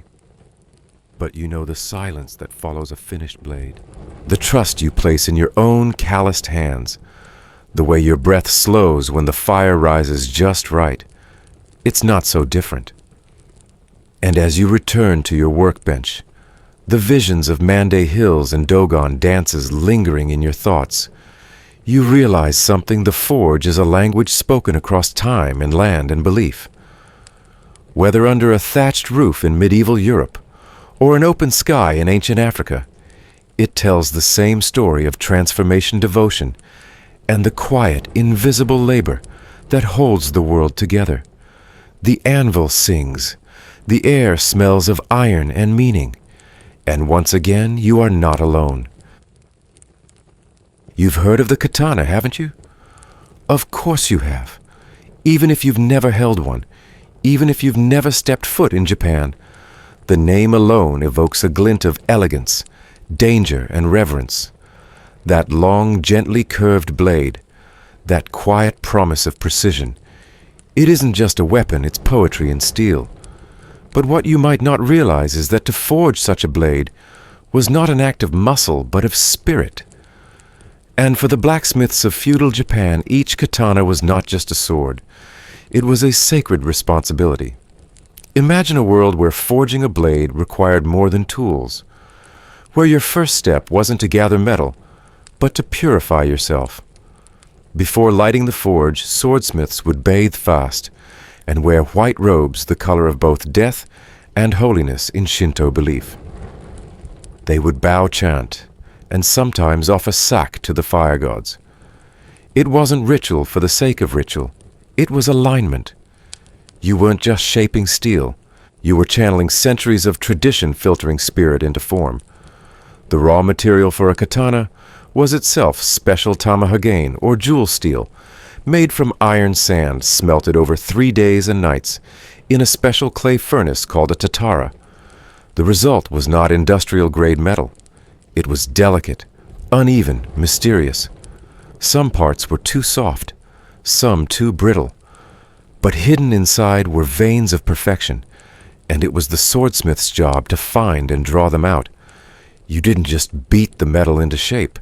You folded it, again and again, sometimes a dozen times, sometimes hundreds. Not to impress anyone, but to eliminate impurities and distribute carbon evenly. Fold too little and the blade might be weak. Fold too much and it could become brittle. The line between art and error was razor thin. And then there was the shape, the gentle curve of a katana that seemed so simple, so fluid. But it didn't come from hammering. It came from the quenching process where the back of the blade cooled more slowly than the edge, causing it to bend naturally. This wasn't brute force. It was a delicate orchestration of temperature timing and trust. The process could take weeks. It demanded full surrender to the forge. You'd sweat, blister, inhale, smoke, lose sleep. The fire did not care about your pain. But if you listened, if you respected it, it would give you something close to magic. Once the blade was forged, it went to a professional polisher and artisan in their own right, who spent days, even weeks, coaxing out the katana's true form, using a careful sequence of whetstones. The goal wasn't just to make it shine. It was to reveal the hammer and the temper line running along the edge. This wavering pattern showed where the steel had been hardened, a visible fingerprint of the blade's inner nature. No two were alike. By the time the katana was mounted with its lacquered scabbard and silk-wrapped hilt, it wasn't merely a weapon. It was an extension of the soul. The samurai believed their swords carried their honor, and that the blade held a piece of their very identity. A katana was named cherished inherited, sometimes even buried with its master, and the bond between smith and samurai that ran deep. Some warriors visited the forge themselves, choosing not just the metal, but the moment. They prayed beside the anvil. They wept when their blade was complete. A blacksmith's role was not transactional. It was sacred. You weren't just making something sharp. You were making something worthy of trust, something that might one day be the only thing between its wielder and death. You know what that's like. Maybe not in Japan, maybe not with folded steel, but in your own way. When your hammer strikes true, when the fire bends to your breath, when the metal sings instead of screaming, you feel it. That same reverence, that same weight. Back in your forge, you might not wear white robes. You might not chant or bow. But you pause before a hard job. You clear your throat. You speak to the fire in silence. And in that still moment, between heat and steel, your soul meets the ancient smiths across oceans, across centuries, across belief. You've never made a katana, But you've made tools that helped birth cities. You've made hinges that outlasted kings. You've made blades that hung on the belts of men who never said thank you. Still you know the rhythm, the fire, the fatigue, and the love. And tonight the wind carries with it the scent of pine and iron. You imagine a forge in a mountain village far across the sea. A young apprentice bows, a fire flares, a blade begins. You come to understand that forging is more than metallurgy. It is a philosophy etched in layers. Each katana is not just a blade, but a story folded into form, the purity of intention, the mastery of control, the measured rhythm of breath, in step with hammer. Swordsmiths believe their essence, their very soul, is folded into the steel with every blow. And so you begin to see why a katana is not just owned. It is earned. And in a way, it owns you too. As your hands grow calloused and precise, the blade begins to respond, bending, flattening, folding, thickening. You learn to watch for the signs, the subtle gleam of impurities rising to the surface, the way the metal darkens, then flashes again when it's ready to be turned. Your teacher says nothing, but you notice he lingers a bit longer near your forge, nods once after your third fold. It's the only approval you'll get for weeks, and yet you carry it like a badge beneath your robes. Eventually, you are allowed to inscribe your smith's mark, your own May, onto the tang of a test blade. It's not for sale, not yet. It will never be mounted or polished, only hung quietly above the workshop door. But it's a milestone. Your soul has a signature now, one that will outlive your body if you earn your name. At night, the old masters sit by the brazier telling stories of legendary blades, Kogarasu Maru, the little crow circle blade, said to have cut ghosts in half under moonlight, or the fearsome Honjo Masamune, which passed from general to shogun, surviving centuries of bloodshed and betrayal. Some smiths scoff at the myths. Others remain silent. You listen carefully, not to test what is fact or fiction, but because you want to believe. After all, if a sword can be more than a weapon, if it can carry memory, justice, vengeance, and peace, then perhaps your work is more than a trade. Perhaps it's a kind of immortality. You spend months preparing a commission for a local daimyo. The iron is pristine, the tamahagane lustrous, and the ritual begins at sunrise. You fasted the day before. The forge has been blessed with salt and sakaki branches. You offer sak to the fire and whisper thanks to the spirits of the mountain. This isn't superstition, it's gratitude. You know how easy it is to ruin a blade. One wrong strike, one careless degree, and the steel remembers forever. The blade you make will outlive you. It must be worthy. The curve of the sword emerges slowly, not as a decision, but as a discovery. It reveals itself with each tempering cycle. You polish the blade by hand hours becoming days, water-dripping whetstones grinding until the hamon. The temper line shimmers into visibility like mist on the edge of a pond. Each blade's hamon is unique, an unrepeatable fingerprint shaped by temperature timing and intention. Some smiths obsess over their shapes, the notare's gentle waves, the choji's cloveleaf pattern, the mid-air's chaotic pulse. You just hope yours is honest. When it is finished, you do not smile. There is no celebration. Only the solemn act of wrapping the blade in rice paper and offering it up for judgment. If accepted, it will be mounted with lacquer stingray skin and silk ornamentation chosen not for fashion, but to reflect the balance of the sword's spirit.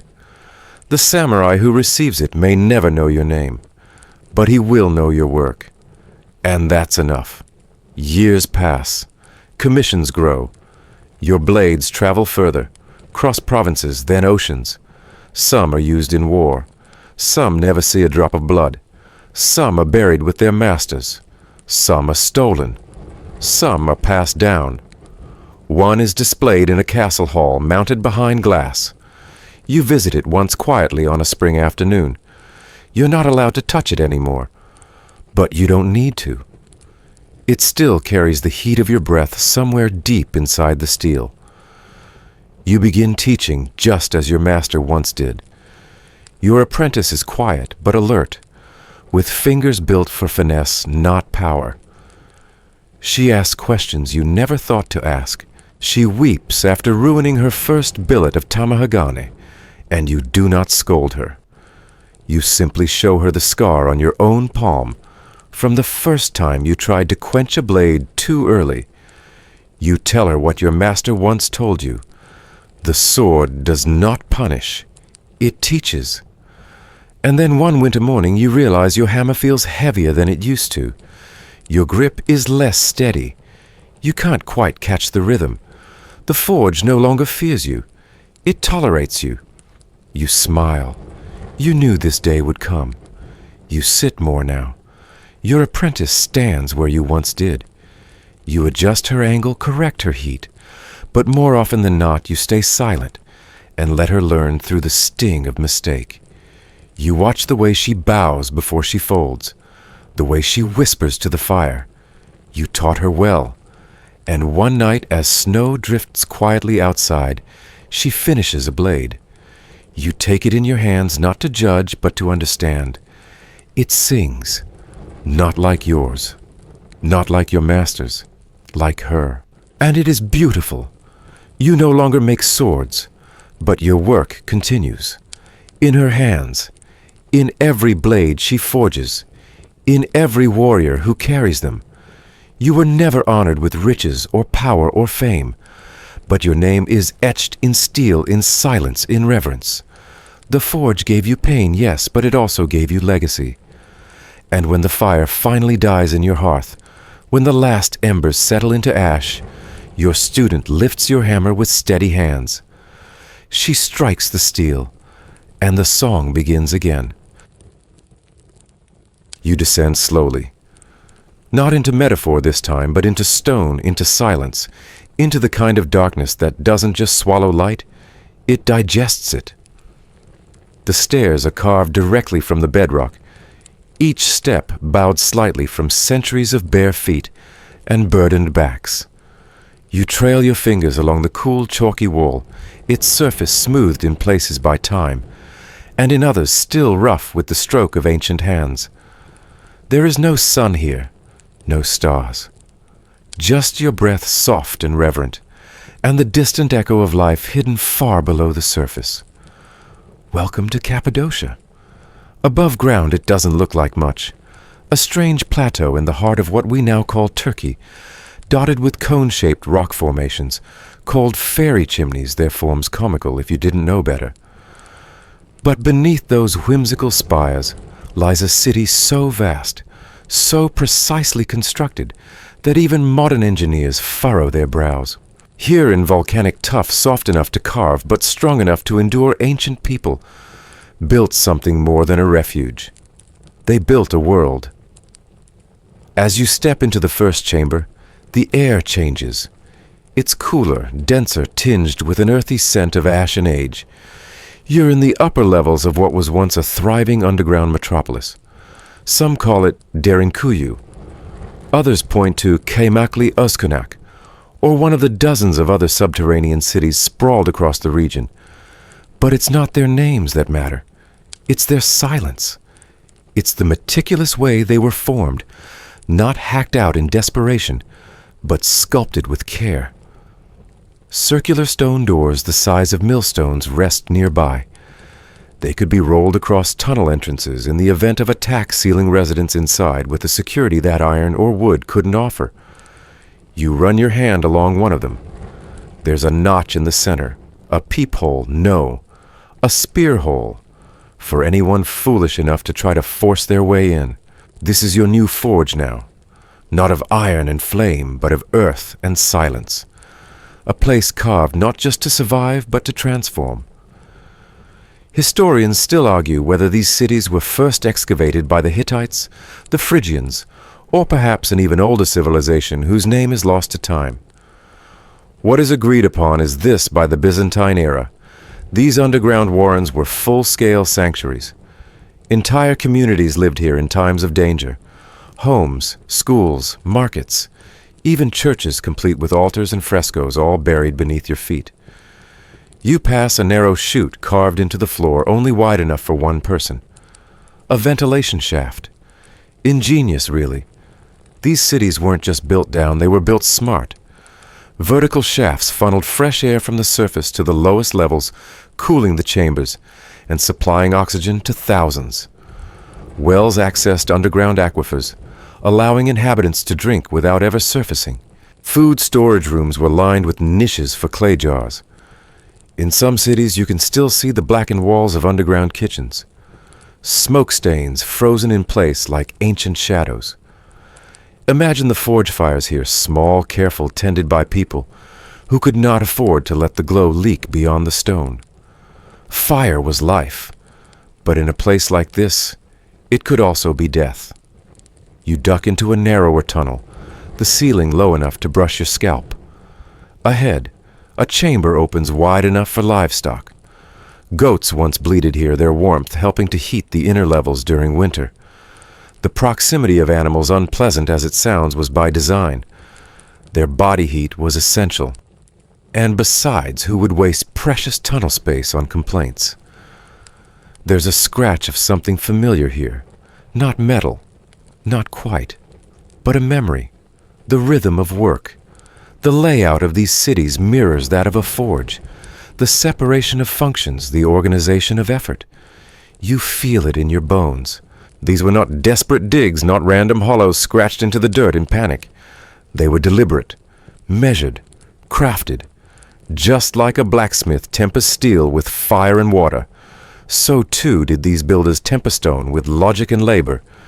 You sit on a smooth stone bench carved from the wall itself, and wonder about the hands that made it. Were they like yours? Calloused, strong, stained with ash? Did they hold tools the way you do? Did they whisper instructions to sons, chastise them for sloppy carving? Pass down secrets as if they were family heirlooms? Mainstream historians date Derinkuyu to at least the 8th to 7th centuries BCE, but they admit the structure we see today likely took generations, centuries even to complete. Some levels descend over 200 feet. There are said to be over 600 doors hidden in plain sight among the courtyards of modern homes. Above each one, a trapdoor leading to a forgotten world. A world no one spoke of openly. A world that waited quietly to save them when surface life became too dangerous.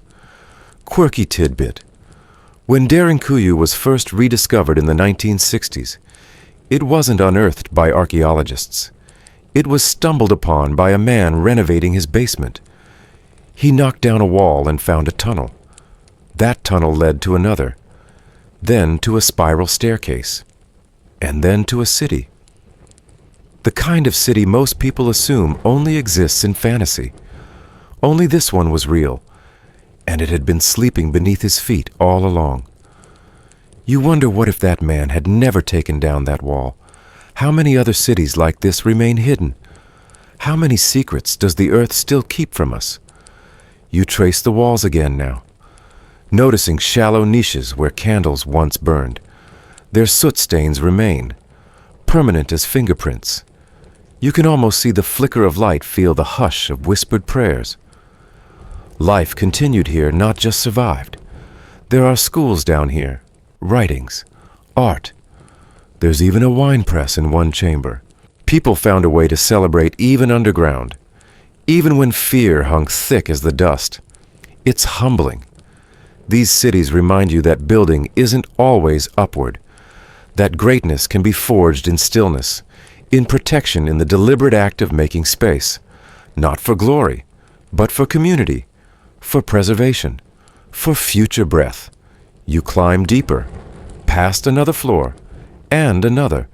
Some say Derinkuyu had 18 levels, though not all were inhabited at once. The lower levels were often used for storage, for hiding, for retreat. They say that some tunnels connected multiple cities, forming a hidden network beneath the region passages used for escape or trade, or even silent diplomacy. And here's where the scholars start to squint. Some propose that these cities were made not to hide from men, but from something else. Natural disasters, solar events, cosmic disturbances that scarred the land above. Others whisper of ancient wars so terrible, so blinding, that the only answer was to vanish below. And then there are the fringe voices talking of sky gods, and watches of visitors not of this world. They cite myths, symbols, alignments with celestial maps. You exhale. Whatever the truth, the silence here speaks louder than any theory. Because in this space where your footsteps sound like history exhaling, you realize something profound. The forge isn't always a place of flame. Sometimes it is a void, a carved absence, a deliberate concealment of noise in favor of survival. You sit once more, this time in a church chamber, its altar faded but intact, a cross carved into the wall, a seat worn smooth by generations of prayer. You bow your head not in worship, but in respect. These were people like you, laborers, survivors, builders of things that mattered, things that lasted. You rise and the earth seems to sigh with you. This place may never appear in the great histories. There are no famous kings here, no legendary battles, just hallways and breath, tools and tunnels. And yet it stands, long after empires crumbled, after armies passed, after blacksmiths like you pounded their last iron bar. In this stonework, in this silence, there is a forge still burning, one that shaped not swords or armor, but endurance, community, legacy. And as you make your way back toward the light blinking against the harshness of it, you carry something new within you, a knowledge that even in the deepest darkness we can build. You dream of fire, not the wild, destructive kind that devours forests or crumbles homes, but the quiet kind, the kind that waits inside coals and behind closed eyelids. This is the fire that has followed you since childhood, the one tucked behind your ribs in the shape of a hammer swing in the hiss of steel meeting water. Tonight in your sleep, you're not running from the forge, you're returning to it. You walk barefoot over soot-dusted stones, the floor still warm from the day's labor, and every shadow in the workshop seems to recognize you. The tools are in their places. The bellows whisper in rhythm. Your fingers, cracked and trembling in waking life, now move with effortless grace. The forge is no longer just a building. It is an inheritance, a ritual, a mirror. And now, in the silence between worlds, you begin to understand blacksmithing was never only about shaping iron. It was about shaping identity. The flames lit more than metal, they illuminated who you were in the world, in medieval times and across time itself. Thousands of miles away, centuries ago, a dream like yours flickered in the mind of an Egyptian craftsman, half asleep beside a brazier glowing beneath the stars. He wasn't called a blacksmith, not in the way we think of it. He was a metal worker, an artisan, perhaps even a magician. In Egypt, smithing was bound to the divine. Ptah, the god of craftsmen, was said to have spoken the world into existence and shaped it with tools. Metal was not simply manipulated, it was enchanted. And to hold a hammer was to invoke sacred order. Pharaohs relied on smiths for everything from ceremonial daggers to chariots that rolled over kingdoms. And yet no monument bears their names. They were shadows behind the throne, essential, invisible.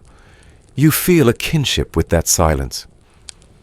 In ancient Mesopotamia, the blacksmith wasn't just a tradesman. He was an engineer of survival. Bronze tools built the ziggurats, and iron arms defended cities from collapse. The Assyrians, masters of war and metallurgy, believed iron was a gift from the heavens' meteoric fragments that fell to earth. Their smiths melted the stars themselves. There's something poetic in that idea, that a man bent over an anvil was not merely sweating over tools, but communing with cosmic material, shaping a fallen sky into a sword, into a plow, into a door hinge for a new beginning. In your dream, you stand beside these smiths not as a peer but as a descendant. Across every age and every empire the forge has endured. The tools have changed, but the aching hands remain the same.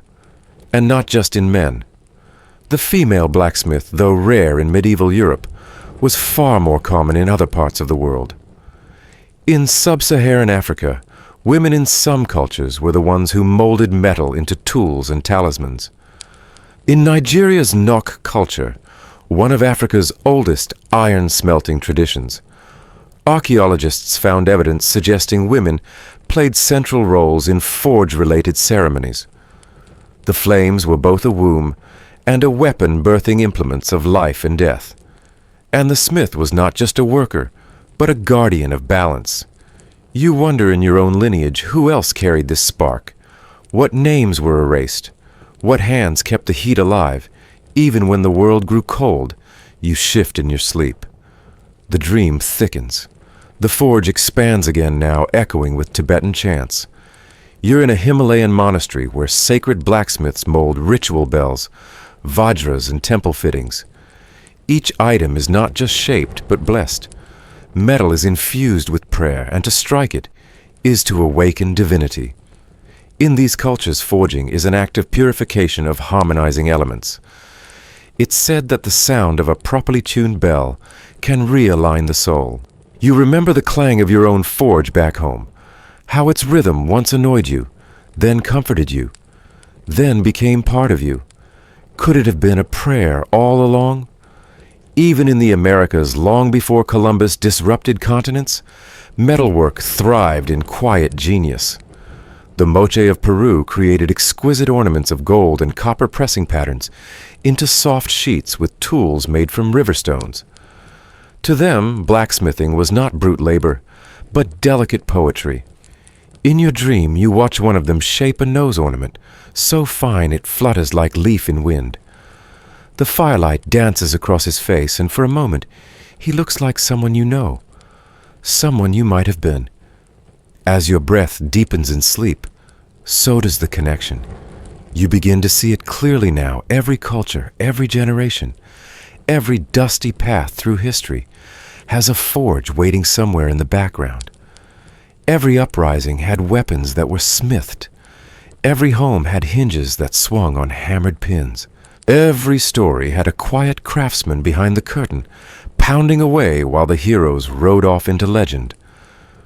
In the Byzantine Empire, blacksmiths were guild-bound and strictly regulated, yet vital. Their work adorned cathedrals, fortified walls, and armed armies that preserved the fragile flame of knowledge during centuries of chaos. Their techniques, especially in Damascus steel, became the stuff of legend. Damascus blades were said to slice through silk midair, their patterns rippling like water, or fire frozen in iron. The secret of their forging was lost, and despite modern metallurgical attempts to recreate it, the mystery lingers. Historians still argue whether it was the ore, the process, or the mythology that gave the blades their strength. But the idea remains powerful that some fires burn too brilliantly to ever be captured twice. You stir slightly as the dream shifts again, this time toward the end. In the industrial age, the blacksmith did not disappear. He simply adapted. In the towns of Victorian England and the frontier settlements of America, the smith stood at the heart of progress. Locomotive parts, horseshoes, bridge rivets, all passed through calloused hands before reaching glory. But even as machines roared to life, the hammer's voice never vanished. And now, even today, in sleek modern workshops or garage forges, powered by propane smiths, still move with ancient rhythm. They still chase the spark. And you, perhaps without knowing, still carry it too. The way you grip a handle, the way you notice temperature by feel, the way you fix things not just to repair, but to restore order. These are echoes of the blacksmith's dream, passed not by bloodline alone, but by need, by instinct, by fire. As you begin to wake, the forge dims, but the ember remains. And as the embers fade, something strange happens. You don't wake up, not entirely. You hover somewhere between the ash and the stars, floating in the slow rhythm of the bellows. A part of you has always lived here in this space where fire doesn't burn, but glows softly where iron doesn't clang, but hums in warm eternal tones. You are no longer holding the hammer, but becoming it suspended in memory motion and meaning. This is the forge within the dream, and it is older than you, older than your ancestors, older than blacksmiths even. It is the invisible place where all creation begins, where fire first met metal in the minds of gods and humans alike. To dream of fire for many ancient civilizations was not simply to imagine it was to recall a truth more real than the waking world.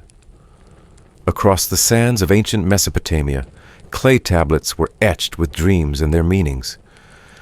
Kings consulted dream interpreters before making war or declaring peace.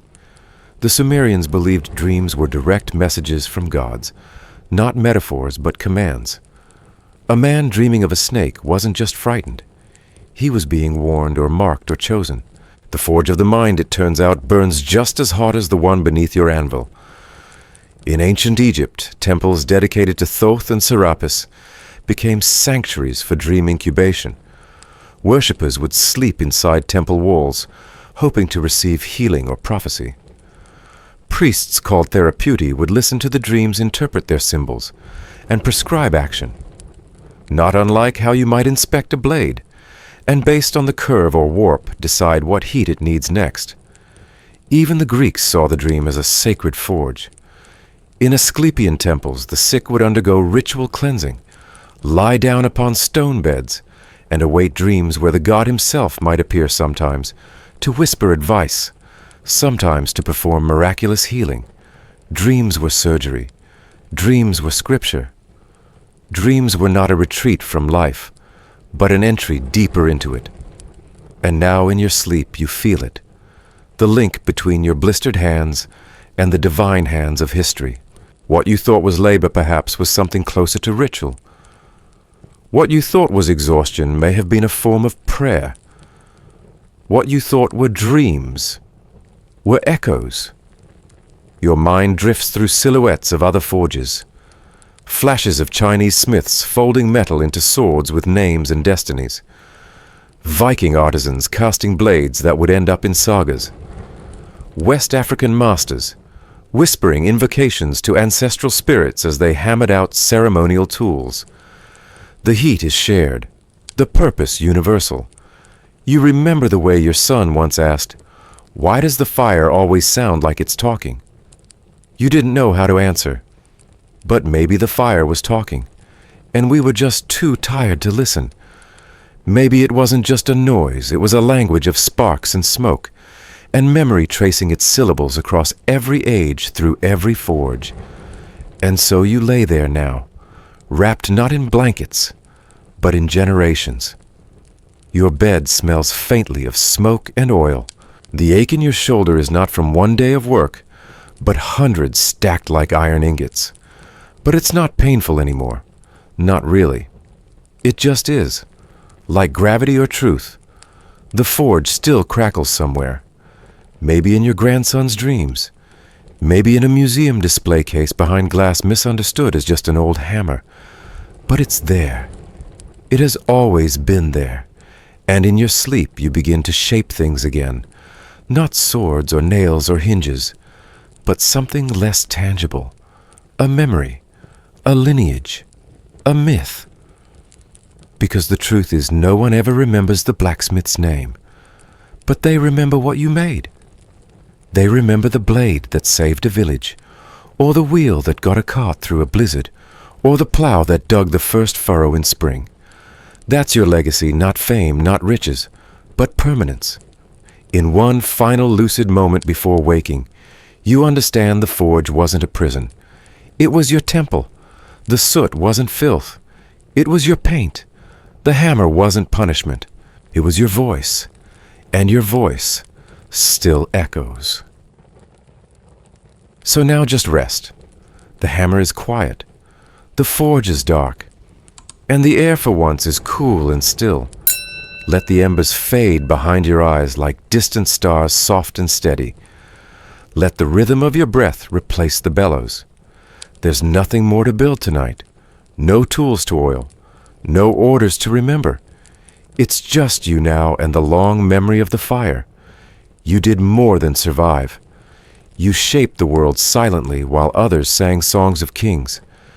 You held things together, iron against time, strength against exhaustion, resolve against all the small undoings that tried to creep in.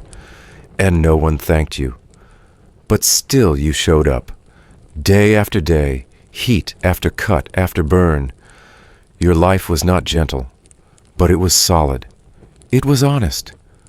And in the quiet of this moment, you get to let go not because you've failed, but because you've finished your turn. Let the weight fall from your hands. Let the ache lift from your spine. Let your name unknown, though it may be, settle like warm ash into the soil of history.